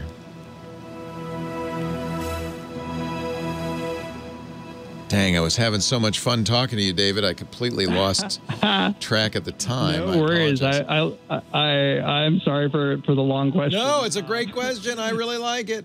So Camtasia. Yeah, you know what I've done? Yeah. What I've done is I realized that rather than have to switch, or rather than having a small face in the bottom of the corner of my slides, I actually set up an old LCD TV right next to me. And I have a black keynote. Oh, that's theme. cool. I had to dive deep, Leo, into frame rates and to not get artifacts on the LCD you'll get TV. Yeah. And so I find that that's just going to be the easiest for me. I have my iPad right in front of me, and the slides get connected through HDMI. And is it a giant screen? Is it legible? It's not that big because I'm using a 35mm lens. It's kind of far away, so it's fairly tight, and the screen is close to me. It's a 32 or 30.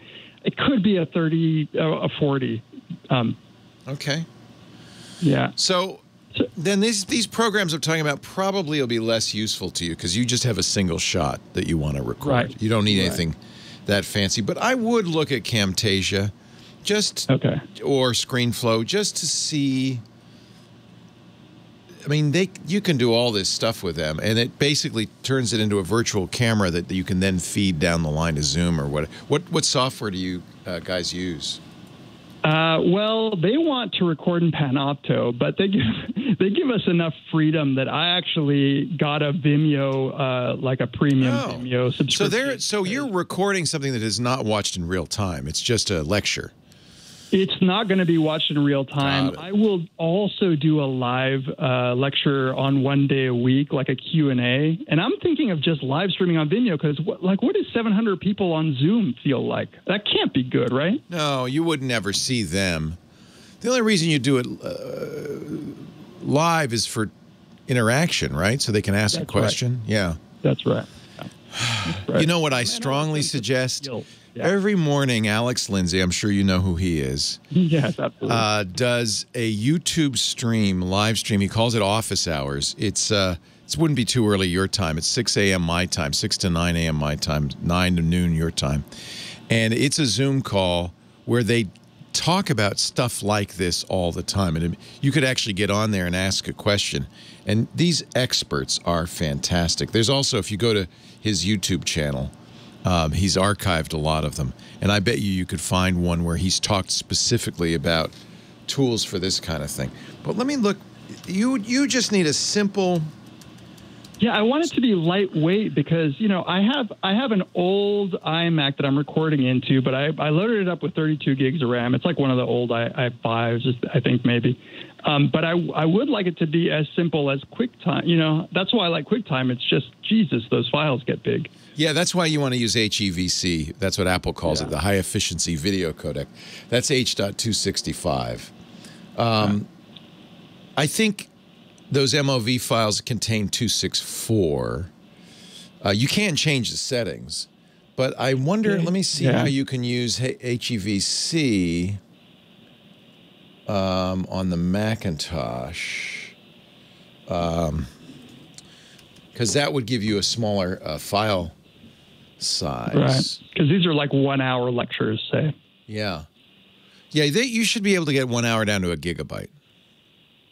Oh, that would be awesome. Because I mean, what you can always do after the fact is record it in a higher quality using QuickTime and then take that MOV file and run it through Handbrake, which is free, and convert it to whatever you want. Okay. That's probably what I would do. And then that can be uploaded. And then that you can upload. That you can get down to a gigabyte. Handbrake for a 1080p hour should be around a gigabyte. Okay. Okay. So you can definitely do that. And I'll check out that Alex Lindsay. I remember him talking about it on MacBreak, which I listen to loyally. Yeah. Oh, thank you. Yeah. Yeah. I think you can with QuickTime. I think you can record HEVC if you have an up-to-date Mac OS. Oh, really? Because I see the settings that say high and maximum, but I don't know. So that's what I would do. What I would suggest for you is record at the highest quality QuickTime will record at. Okay. You're going to have a massive file. Yes. But, and as long as your computer can do it without dropping frames and everything, that's going to be the best quality. Then run that through Handbrake to turn it into something more reasonable. Okay. So, and then that's what you upload.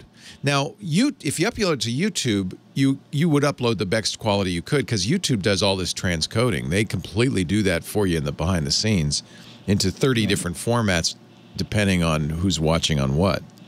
But is that what these fancy people do, like MKBHD? Are they uploading for like a 40, 50 gig file? Yeah, he uploads 8K. That's insane. Like how long? Well, he's got a fast pipe, I'm sure, but it takes a while. Notice he doesn't do more than a couple of videos a week. So so he uploads those at the highest possible quality. I would guess it's now 8K. And YouTube will take it, but YouTube then transcodes it into, you know, everything from, and that's why you can watch on YouTube in any quality. They do that all behind the scenes. So it's completely transparent. So if you put it on YouTube, you could take it in the highest quality and upload it and let them worry about it. And then your students, by the way, could get as good a quality as they wanted. Because, you know, there's that gear on YouTube that says, I want 8K. Give me 8K because I got the bandwidth. So, well, yeah. I'm at 1080p and I'm learning so much about all. This is good, though. I'm really glad you're putting the energy into it. That's fantastic. Thanks. You know, I got a Rode NTG3 boom mic, and that thing sounds so good. I want to talk to that for the rest of my life. Yeah, and it's out of the frame, right? It's outside the frame. I got a C stand. Oh, yeah. Yeah, that sounds great, and you don't see it. Much more natural. I mean, that's right. I have to say, every professor and teacher I've talked to, they're really going above and beyond. They understand this is tough for the students, and I'm really impressed by how much you care about this. That you're putting your own money into it and your own energy. It's really good. Thank you, Leo. The side effect is that I get to play with these toys. And that's right. You know all about it's kind of fun. Right. Boy, that's so great. So is it Psych 101? What do they call it at Cornell? It's Psych 1101, but Introduction to Psychology. Yeah. Nice. And there's some lucky kids. I feel so bad for them. So do I. It's so hard to have attention focus on, it's on a computer screen. Some kids will thrive. And the good news is this generation grew up playing video games. They are iron butts, a lot of them. I'm going to put all my lectures on TikTok. Yeah, exactly. They're iron butts. So you got a larger percentage, at least, of kids who say, hey, I kind of like doing this. But it is still, it's not what we got with college. It's not anywhere close to the experience we got. I just feel terrible for them. They just got robbed. Right. And I don't want to talk ill about my own university, but I'll just say this. And universities in general it's a cash grab, I think. They don't know what to do. They lost international students, which was their big money maker. They don't know what to do. I think it was Jay Rosen at NYU was saying, come this fall, it's the collapse of higher education in the United States. It's devastating. David, such a pleasure to get reconnected. Have a great day. Thank you so much. Thanks, David. Take care. Bye-bye. Well, hey, how are you today? Leo Laporte here, the tech guy. Time to talk computers, the internet, home theater, digital photography, smartphones, smart watches, all that jazz. 8888 Ask Leo is the phone number. 888-827-5536 if you want to talk high tech. I'd love to talk high tech with you. We were talking as the hour ended. I ran out of time, and I apologize. To David, he's a professor at Cornell, the great school in Ithaca in New York. He teaches psychology. He teaches the Intro to Psych course. But his PhD and his research is all about, I find this fascinating, disgust. That feeling of being disgusted. David, I apologize. I'm going to paraphrase from my limited understanding. But it has an evolutionary value. You're right. You don't, as you're walking along the creek bed and you see some food and you pick it up and it smells terrible and you go, ugh, and you throw it away. That just protected you from eating something deadly, right? So a real evolutionary biological value, this feeling of disgust. What's interesting in his study has shown is that some people have more of it than others. And you can correlate it to certain states of mind. It's fascinating. He worked with a social psychologist named Jonathan Haidt. He's a professor at NYU's Stern School. And I've interviewed Professor Haidt, also fascinating. In fact, I highly recommend his book. It was a real thought-provoking book for me. He's written a number of them called The Righteous Mind: Why Good People Are Divided by Politics and Religion. And it's very timely. He wrote it a few years ago, but it's sure in 2012, but it's gotten even more timely today. He's a really interesting professor. Jonathan Haidt, H-A-I-D-T. And David, what a pleasure talking to you once again. The world is a fascinating place. And there are people doing some really interesting research into why we are the way we are. And as much as I love technology, technology is certainly is my my occupation. The technology of the mind is also pretty fascinating, isn't it? And how we got this way. Jacob on the line from Dallas, Texas. He's next. Hi, Jacob. Leo Laporte, the tech guy. Hey, Leo. Hey, welcome. Long time, first time. Thank you. Gotten to visit you at the Brick House, or at the I guess the new place, the East Side Studio. Yeah. Yes, East Side. Yes. And you're about to play a game of Spend My Money. Okay, I'm good at that. Go ahead, Jacob. So I have a dream, Leo, and now that I'm not commuting 3 hours round trip because of the pandemic, I'm finally going to spend some money on a home studio because I've always wanted to, in the vein of the Elviras and the Svengulis of our past, I've always wanted to be a horror host. And I think what fun! In the present. You know, it used to be you'd have to go down to Channel 5 and say, hey, could I do the midnight movie? And they'd, exactly. You know, but now you could do that on YouTube yourself, couldn't you? And that's exactly what I want to do. So I want to do a mix of streaming, which obviously now on Twitch with Prime, you can pick certain movies that are available on Prime if other people have Prime and watch them together. Oh, perfect. And I also want to do some basically set-based recording. Are you going to have a name, a character? What are you going to do? Yes, I am going to have a character, and that's actually a big part of my question. So part of the character is I'm going to need to change my voice. I've been looking at the Roland, the VT4, and my primary concern is I obviously want, you know, if this goes away in a year or if it continues to go, I want to be able to have some reproducibility of the voice.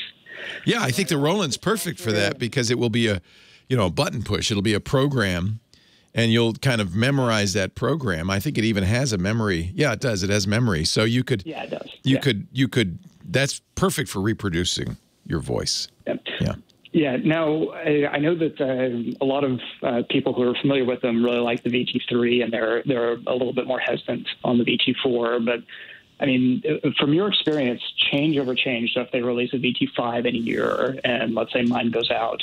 If I need to upgrade, how consistent will be, obviously playing with the dials and everything, how consistent do you think those voices will be? That's a really interesting question. Yeah, so this is what we call a vocoder.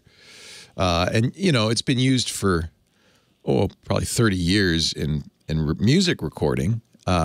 You've heard all sorts of effects with vocoders. I'm presuming your horror voice will be a deep, kind of scary voice like that, right? Actually, I'm going to go a little bit robotic. Oh. Yeah. Kind of a Max Headroom kind of thing going on. You're right on the right track. Okay. I don't know. I'm not an expert on these vocoders, these voice transformers, the VT3, 4, and you're right, they'll probably be a 5. I don't have any experience with them, so I don't know.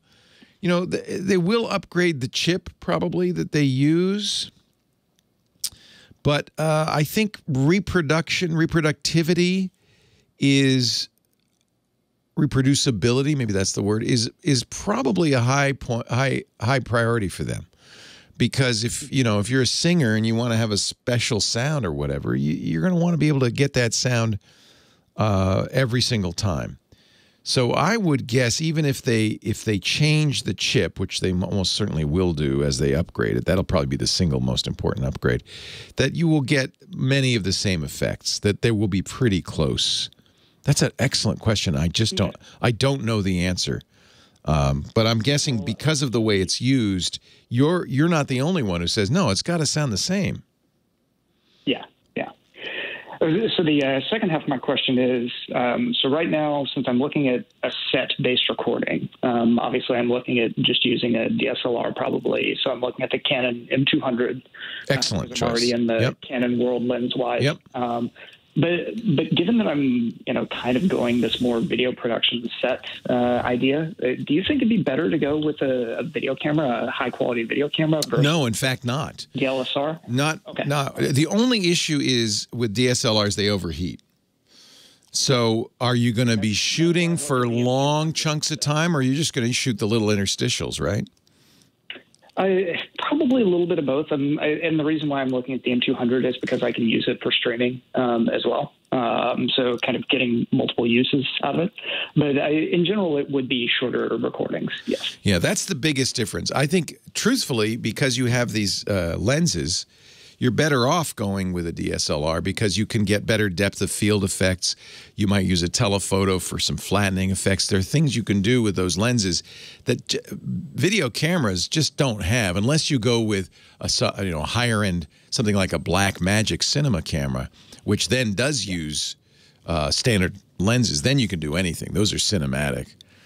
So if you want to spend more money, but I mean, you're talking about the difference between a $500 camera and a $5,000 camera. So I would probably say stick with the spreadsheet in front of me with $2,000 worth of gear already. Yeah, I would stick with the E200. I think you're fine, or M200. I think you're fine. As far as I know, that's really the big difference. The advantage of using it. Now, by the way, the things to look for with a DSLR, first of all, clean HDMI out. I'm sure you know that, and I'm sure you've looked for that. You don't want to have anything on that screen like a light meter or any information. You want that clean. That's called clean HDMI. Not all cameras do it. I'm sure the M200 does. And then the other thing you want is the ability to run continuously. So you need a power supply for it, as opposed to running off the battery. Running off a dummy battery or a DC adapter. Yeah, I've bought dummy batteries. I think I fried some of my Sonys with bad dummy batteries, so be careful there. If you can get them from Canon, it'll be more expensive, but at least it won't fry your camera. Much safer. Yeah, but those dummy batteries, that's what they do. And there are some cameras that actually have power input. In fact, that's the other advantage that a video camera would have. It's designed to run off power. It's designed to be plugged in most cases, but you just won't get the same quality of video out of it. I think the video quality out of DSLR is going to be better, especially because of interchangeable lenses. Okay, well, that was definitely the direction I was going. And then just a quick bonus question for you. Yes. Wireless monitoring, because I'm going to be standing on set, and I'll want to be able to monitor how things sound. I'm probably thinking like some of the Rode solutions for doing wireless monitoring. So you want to have like headphones in that you can hear what the sound is? Yeah, essentially. But since I'm going to be on set and in a gimmick, I don't want them to be super. I don't want to wear cans necessarily. No, you want in-ear monitors, and you don't want wires coming off of you. Yeah, I don't know off the top of my head. We do use wireless monitors. But I don't know what the name. John, are you listening, or Burke? What is the name of the sound packs that we use? I think they're probably from Sennheiser, but I don't. We have Electrosonic and we have Sennheiser. Those are little battery packs. You have to have a transmitter.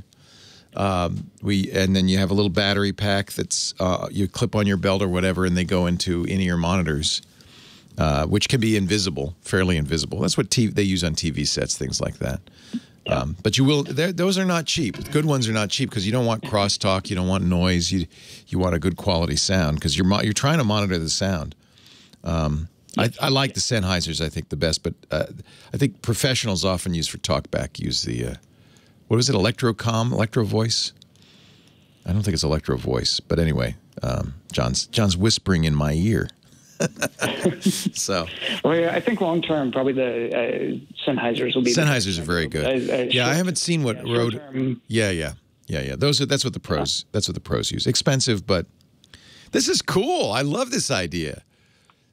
Yeah, well, I mean, you're kind of my broadcast hero as it is. So between you and the horror hosts of yore, I will be speaking because I'm going to do a multi-format thing. So recording it for a pseudo podcast sort of thing and streaming live on occasion.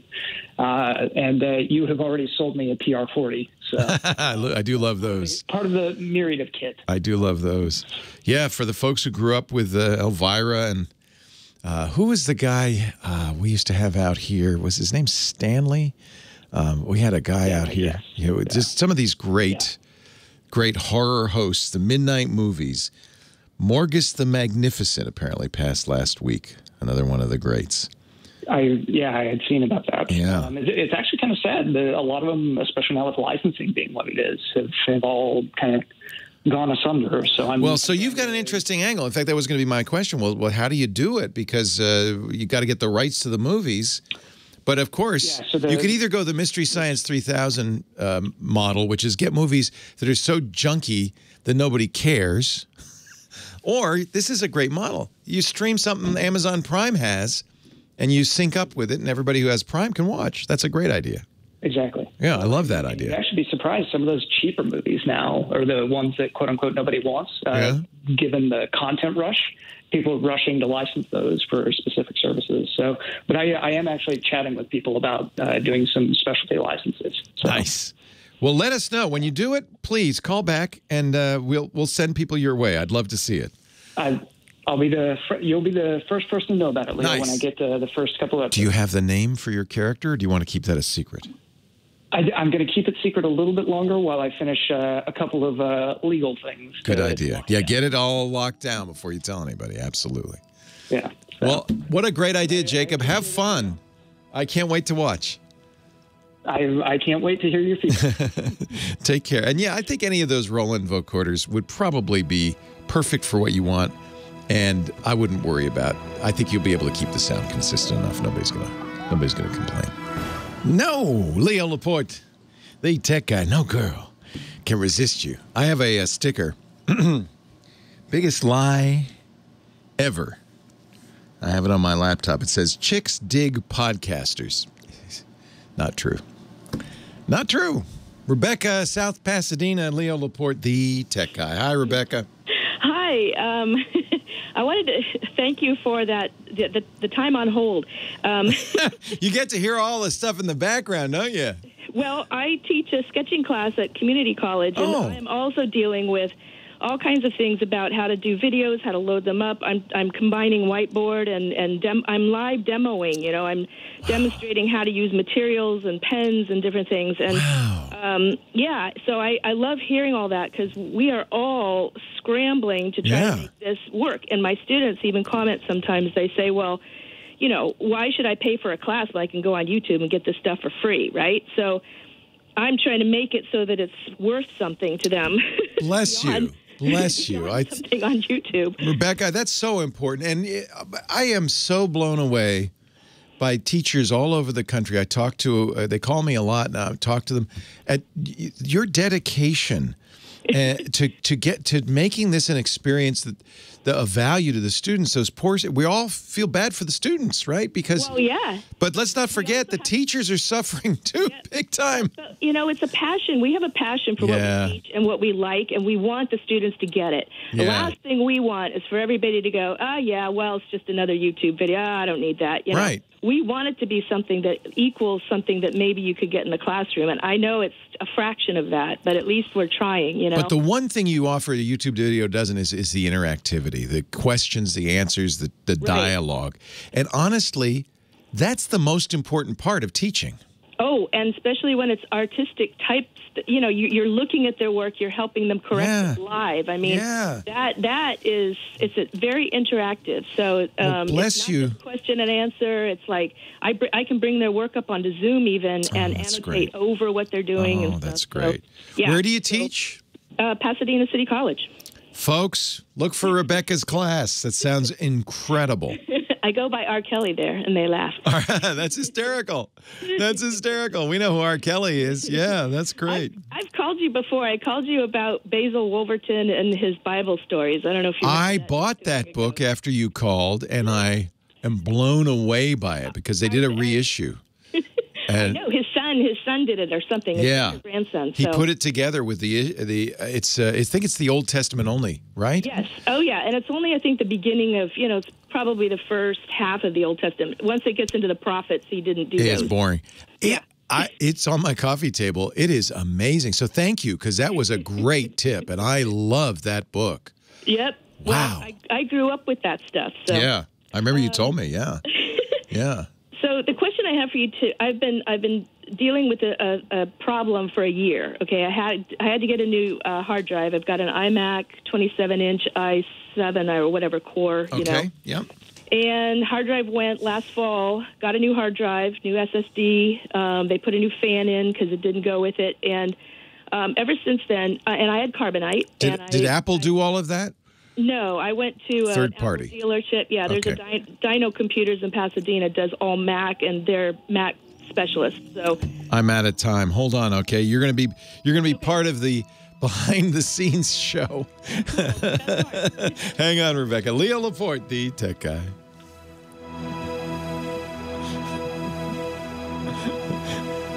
The people on hold get the best show. That's right. Actually, it also is part of the podcast, so that's where you can get it too, is on the podcast. I'm sorry, I didn't realize I was so short on time. I apologize. That's all right. So, but I'm not done with you, my friend. So what can I do for you? So after I had carbonite. Okay. And I was very happy to have it.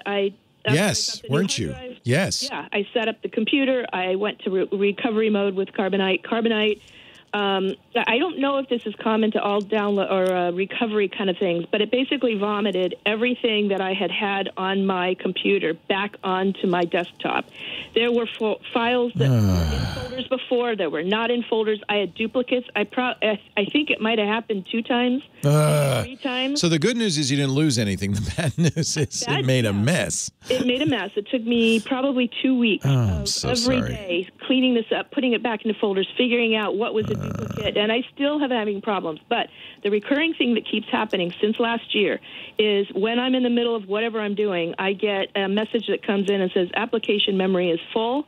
It wants me to shut down Preview and Safari or whatever I'm using, or it says it's going to shut down my computer. And it seems maybe it's just because there are too many files, but I have 12 gigabytes of RAM. I shouldn't. No, you should never ever see that. I should not be seeing that. And I Googled it, and it said you had too much on your desktop. So I try to clean that up, but I get student work sometimes. I download it. Maybe start using folders for that.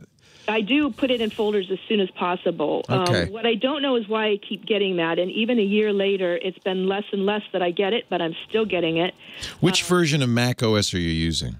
I'm on High Sierra, and I just tried last night to update to Mojave, and I tried to update to Catalina, and both times it says it won't let me do it. It's too old of a computer, yeah. It's 2013, so I don't know if I'm headed towards a new computer. Well, but that's why you can't get past High Sierra. So that's one of the issues. Okay. But why I keep getting the application memory, I've gone into my hard drive to see what applications might be running that I don't recognize. How much free disk space do you have? I have no idea. So that's one issue. Normally what happens when you run low on memory is a computer will start using the hard drive so that you don't have this crash. If your hard drive is run out of space, it won't be able to do that. So make sure you free up space on your hard drive. Make sure you have at least 2 gigabytes, preferably more, of free space on your hard drive. I don't use it. In fact, I didn't even reload my programs last year when I got this new hard drive. I didn't put Photoshop or the Adobe Suite back on because I kept getting these messages, and I thought it can't take it, Whoever told you the desktop, that's a weird feature, but it is true that takes up application memory, keeping track of that. So cleaning up your desktop. I found that on Google. Uninstalling apps you don't need, certainly. I'm just not, I don't have a lot of stuff on there except for what I use every day. I wonder if something went wrong in the install. You also want to go to About This Mac up in the under the Apple and make sure you actually have all the drive space you bought and all the RAM you think you have. It says it's got 12 gigabytes, and I have a new graphics card as of about 4.5 years ago. Well, look at About This Mac and make sure all of that's there. Storage, too. It's a little concerning. Also, you sure that this is a 2013 Mac? It was probably late, but I bought it in 2013, but I think it may have been a late 2012. Serial. I can look up the serial number, but it might have been late 2012. Because the chat room's saying, and I think that this is correct, you should, on a 2013 27-inch iMac, you should be able to go all the way up to the current version of the operating system. That's what I think. See, I went up to, what was the one, I forget. And then I went up to High Sierra. It was the highest I could go at the time. I have to run. Okay, no problem. I'm sorry. I've run out of time. Leo Laporte, the tech guy. 8888, Ask Leo. We were talking with Rebecca, and she's got another issue. she's getting a weird error on her Macintosh that says it's running out of application memory. I think, when you got the third-party repair to your Mac, something may have gone wrong. Ooh. So, because I'm just checking the Apple support document, and it looks to me like you should be able to upgrade to the latest version of the operating system. That's what concerns me a little bit. I'm looking at, on Apple's site, on iMacs, the oldest iMacs that can go to Catalina, the latest version, is the late 2012, which I think you have. Yep. So I'm worried there's something a little bit more serious wrong with your system. I hate to do this to you, but it would be maybe prudent to get a external hard drive, put the stuff you have to have, your important stuff on that, back it up, in other words. Not using online backup for this because it'll take too long and we don't want that mess again. So just get the stuff you need, put it on an external drive, and then wipe your new drive. When you got a new drive installed, I presume he did that, or did he just restore everything from your old drive? Well, I don't know whether they restored it. Yeah, I would. I mean, they put Mac OS High Sierra was still on there. I think you should be able to, at this point, wipe the hard drive and do a recovery on that Mac, system recovery. You press Command-R when you boot, and install Catalina from the network. And I think that might fix a myriad of problems. There's something going on, and I suspect, here's what I think happened. They replaced your hard drive. What they probably did is they just, so that you wouldn't have an inconvenience, they zapped everything from the old hard drive onto the new one and then put it in and left it at that. That is not a desirable way to do this. Okay. Much more ideal would be to back up your data, put a clean hard drive in there, do a clean install of the latest version of the operating system, which by then was not High Sierra. That's why I think they did this. Put the latest version of the operating system on, and then restore your data. You'd be much more reliably running at this point. I think that's the problem. Okay. So go get an external drive. They're not expensive. Copy everything you need onto there, because you're going to be erasing your internal drive. Okay. So copying everything you need to know onto there. Applications you want to reinstall, you won't want to just copy. You want to reinstall as best as you can. Okay. And then erase the drive. Command-R is the recovery mode. It'll let you get to disk utility to erase the drive. It'll let you reinstall. And you want to install Catalina. You should be able to. Your Mac is not so old that you can't. I think so, too. That's what I mean. I look at the numbers. That's what bothers me. I'm at 10.13. Yeah, you should be at 10.16. There's something wrong with it. But, so I should be. Okay. Yeah, so I think that this isn't unusual with third-party repairs. They cut some corners, perhaps. Okay. So you should be at 10.15.6 is the latest Mac OS Catalina. Oh, but if you do 16, yeah, I'm saying that 16 is Big Sur. I had the wrong number. So, and that's Mac OS 11. So I think you want to wipe the drive and reinstall from a clean install of the operating system. And at that point, restore your data. I bet you all of this goes away. Yeah, and I can still use. So I'm on iDrive now. So I could install from that too, but I could also just use the hard drive. It's probably better. Yeah, it's faster. You don't have to download it. Okay. And it's good to have it. iDrive's great, by the way. Good choice, our sponsor. I didn't really like the experience with the Carbonite. Yeah, this is one of the reasons we're not doing Carbonite anymore. I don't want to say anything, but I like iDrive. It lapsed, and I got the iDrive when that lapsed. Good. But I do like. You should never just have one way of backup. You should always have a local backup too. Right. So it's not a. This is something. It's not a waste of time to do this. This is something you're going to want to keep up. Have a local backup, and if you really want to make it easy on yourself, get a drive that's as big as your internal drive. Right. Won't be expensive. Drives are cheap now. It'll be under $100. Looked them up. Yeah. There's a program called Super Duper that will just back up your whole internal drive to the external drive. The whole thing. Okay. It'll even be bootable. Oh, okay. Then you can wipe out your internal drive completely. You'll be with confidence. Right. And because you have iDrive and this external. And then you can, I think, install Catalina on here, the latest version of macOS. I bet you all these problems go away. Okay, cool.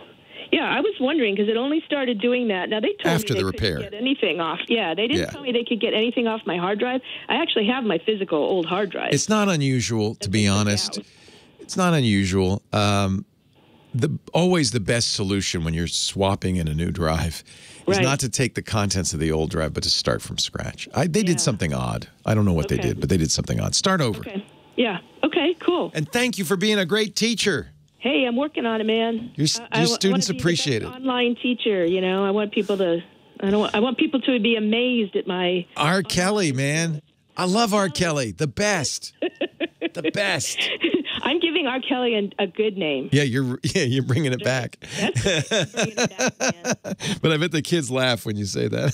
They do. They cringe a little bit too. Yeah, a little cringy, but it's not that R. Kelly. It's the good R. Kelly. Right. All right, Rebecca, thank you. Thank you Take care. so much. Jim, San Clemente, California. Hi, Jim. Thanks for hanging on. Leo Laporte, the tech guy. Hi, Leo. Thanks for taking my call. Sitting here looking at the ocean. Nice day today. Oh. But I have a sort of a problem. I'm wondering what to do.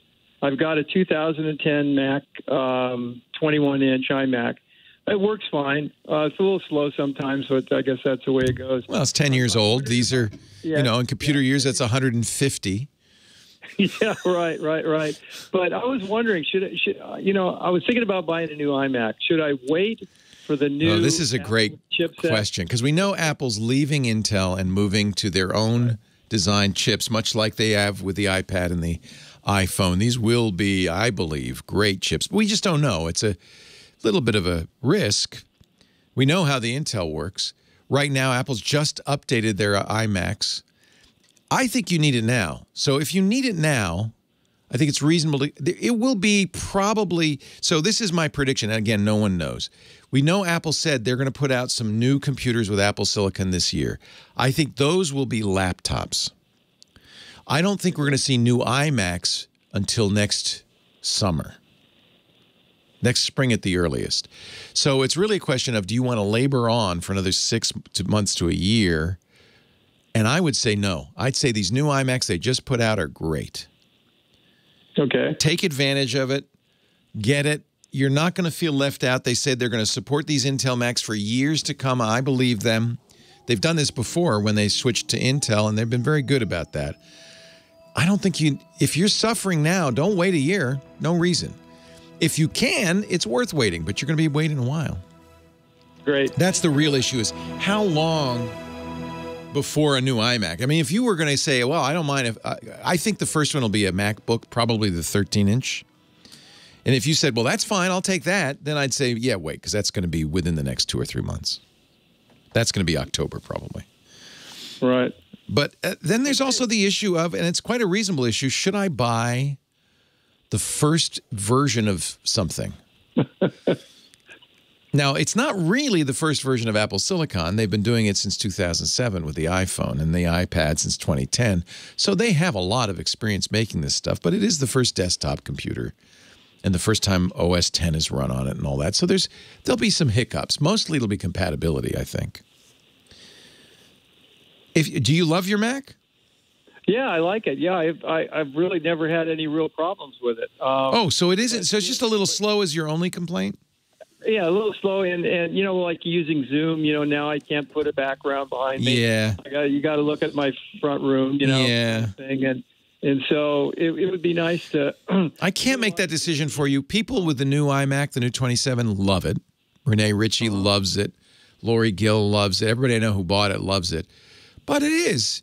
I bought one of the last Intel Macs, and it really felt old pretty quick. Yeah. Mostly psychological, but that's the fact. I mean, there is a new era coming. It's my guess that the Apple Silicon Macs will be spectacular. I really think Apple is going to do a better job designing these than Intel. But the iMac is not going to be the first thing they're going to release. They're going to release portables because one of the biggest advantages of this is battery life. So they want to emphasize that. Right. Performance is going to be a secondary feature down the road. And I think that they will be amazing, but it won't be. The question is, can you wait till spring? Right. Yeah. Well, I use my iPad too a lot, so I mean it's sort of a toss-up. the only time I really need the iMac is like I've been editing photos and stuff like that. So it sounds like you could wait. Yeah. It's I can't make the decision for you. Depends. It's really a measure of how much pain am I in right now. No, I'm not in much pain. I just want to go a little faster. Yeah. Well, you will go faster, but you won't go faster till at the earliest spring. I think it's more likely June. Yeah. Well, great. Well, thank you all for all the information. My pleasure. Thanks for calling. I'm waiting. I'm not buying another computer until I can buy Apple Silicon. That's my personal belief. But my personal belief is Apple Silicon is going to be such a leap forward in microprocessor technology that it will be worth waiting for. But of course, remember, I also often take I'm an early adopter, so I often get stuff that isn't quite 100%, like the Microsoft Duo. I'm buying that too, because I want to use the latest greatest. But I have actually decided not to buy another computer, laptop or desktop, until I can buy an Apple Silicon. I believe that they have some really talented designers. They have a lot of experience. That 12-inch iPad Pro is with the the 11 or A12 is mind-bogglingly powerful, well beyond anything that the iPad needs. Now we know why, by the way. And I think Apple can do that again and again. I think it's very possible that the next iMac will be available in a 64 CPU configuration, that kind of thing. I don't know if anybody will need that. One way to speed up an old iMac, maybe put an SSD in it. If you don't mind spending a little money, that would speed it up a lot. I'm a little nerdy, a little geeky, but you've been very kind to put up with me. Leo Laporte, the tech guy. Thanks also to Professor Laura, our musical director, doing a great job today. Spinning the discs, conducting the orchestra, the tech guy orchestra, with her baton in hand. Thanks also to Kim Schaffer, our phone angel. Thanks most of all to you for letting me be myself, be my geeky old self. Sandeep is on the line from Orlando, Florida. Thanks for hanging on, Sandeep. Leo Laporte here. Problem. Thanks for taking my call. I just had my question has to do with remote PC versus the native remote desktop app. I have a new Windows desktop, and I have an iPad mini, and I travel for business. So I use my iPad mini. It does most of the stuff I want to do, but some of the stuff I want to do requires or is easier on doing it on Windows. So I was thinking about doing a remote desktop to my, one at home when I'm out in a different state. My question is it easier to do the native remote desktop, or should I just do remote PC? Well, the good news is if you have Windows Pro, you don't have to pay anything for remote desktop, so it's worth a try. However, I am going to point out $3. Yeah. And you're right. Remote PC right now is very cheap. They're the sponsor, by the way, so I'm going to try to take off my sponsor hat, and try to give you an objective. There is a very significant series of flaws with Windows Remote Desktop. Okay. In fact, I'm reading an article from ESET. It's time to disconnect RDP from the internet. Bluekeep, which was an exploit that was, I believe, an NSA-developed exploit that's out there, has been a problem with RDP for some time. Just recently, we were talking on Security Now about some brand new remote desktop vulnerabilities that are absolutely critical vulnerabilities. Now, Microsoft will be patching them, but they seem to be having trouble keeping RDP secure.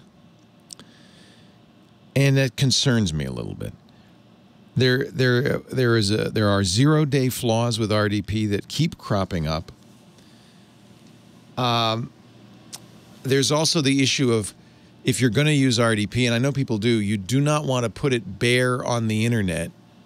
You want to, the people who use it in business, for instance, will use proxy servers and other ways to keep it from being open to the internet. These things are just, for some reason, You know, remote PC is nice. I wouldn't use Windows Remote Desktop Protocol. If you're going to do it, I would use some third party. Doesn't have to be our sponsor. Use something more secure. But RDP has just been a mess. And you know, and again, a lot of businesses use it. When we were talking about this on Security Now. Somebody in the chat room says, "Yeah, we use it in our corporation. We hide it behind a proxy server, but you know, it's the best for our purposes." So I'm not saying that how it works is a problem. It really concerns me. Vulnerability after vulnerability after vulnerability just keep popping up. Listen to Security Now from last week if you're worried about it. That's on our TWiT podcast network, twit.tv/SN. Steve went into some of the issues with RDP. I think remote desktop, the other advantage remote desktop has is it's not limited to Windows. You can use it on a Mac too, so that's nice.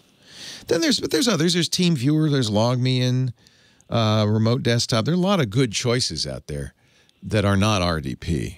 So, I mean, I'm a little biased in favor of our sponsor, but even if you don't want to use that, I think the last thing I would use is Windows Remote Desktop. Okay, so remote PC would let me, because I saw the special. It's $3. It's not like it's going to. Yeah, it's worth a try. Yeah, yeah, $3 a year. Well, $3 a month for a year. Yeah, yeah, $36 for a year is not bad. No, and the question, so when, let's say if I'm in Wyoming and, you know, on business, and I know, for example, I work in the hospital, so when the IT department needs to do something on the computer, they'll do some remote thing, and it will always say, like, is it okay? Right, and they're probably not using RDP. They're more likely using TeamViewer or something like that, or LogMeIn. Remote PC won't do that because, like, sure, nobody on the other end. Of course it will. Say, like, but they have to be running remote PC at the other end. That's right. Okay, so like if I leave, so you put remote PC on your computer and you leave. Okay. It's secure, of course. They have to have a password, but yeah, they can log into your computer and do the stuff to it. Yep, it's just an easy. I can log into my computer. Nobody in Orlando would be there. No. They have to have the They have to have the credentials. It's password protected. Okay. Yeah. I see. Okay. I think the advantage of remote PC, and it's designed for consumers. It's designed to be easy. RDP is widely used by IT departments that know how to secure it and are keeping track of the patches and making sure it's safe. Mm-hmm. But I wouldn't recommend it unless you got an IT department behind you. Negative, just myself and you. So that's why it's a good idea to. And again, my favorite is remote PCs, especially for the price. There's nobody that inexpensive. They work very well. It's very easy to use. You don't have to think about it. But there are other choices, consumer choices like LogMe and TeamViewer that people like as well. Okay, thank you. I appreciate it. Yes, but yeah, I would stay away from RDP. My pleasure. Every time I hear about these, and they just keep coming up. Microsoft discovered 4 new vulnerabilities in RDP a week ago. They had a vulnerability in May called Bluekeep. If you look at malicious RDP activity, it's spiking. Bad guys know about it. And so it's fine to use RDP if you know what you're doing and you can protect. And you got it. Microsoft put out 4 patches last week. You got to have all those patches. The fact that this keeps happening tells me it's not over. It's not like, oh, it's all fixed, everything's going to be fine. One study said 57% of companies that suffered a breach for something that had been patched but wasn't fixed on their systems. And that's part of the problem. You can have these patches, but they aren't necessarily they're not going to protect you. This show is too short. Can we get a longer show? Laura, would you work an extra hour? Let's do another hour. What? No? All right. Somebody else is going to occupy this seat momentarily. But I have had fun, and I do thank you so much for letting me do this. We really appreciate it. All week long, the show goes on in other fashions and forms on my podcast network. Yeah. I said, I don't want to just work 2 days a week. Why can't I work 7 days a week? Wish granted, Leo. Careful what you wish for. All the podcasts, and they cover everything from security, that's the Security Now show, to Windows Weekly, to MacBreak Weekly. They're all available at our website, twit.tv, TWIT.tv. It stands for This Week in Tech. And, of course, the radio show website, techguylabs.com, has audio and video from the show after the fact, all the answers to all the questions, a chance for you to comment. That's free. Everything's free. I give it all away thanks to our great sponsors. Thank you, Lady Laura. Thank you, Kim. Thank you, everybody, for joining me. Leo Laporte, the Tech Guy. Have a safe, great geek week. See you next time. Well, that's it for the Tech Guy Show for today. Thank you so much for being here. And don't forget, TWiT, T-W-I-T. It stands for This Week in Tech, and you'll find it at twit.tv, including the podcasts for this show. We talk about Windows on Windows Weekly, Macintosh on MacBreak Weekly, iPads, iPhones, Apple Watches on iOS Today, security on Security Now. I mean, I can go on and on and on. And, of course, the big show every Sunday afternoon, This Week in Tech. You'll find it all at twit.tv. And I'll be back next week with another great Tech Guys show. Thanks for joining me. We'll see you next time.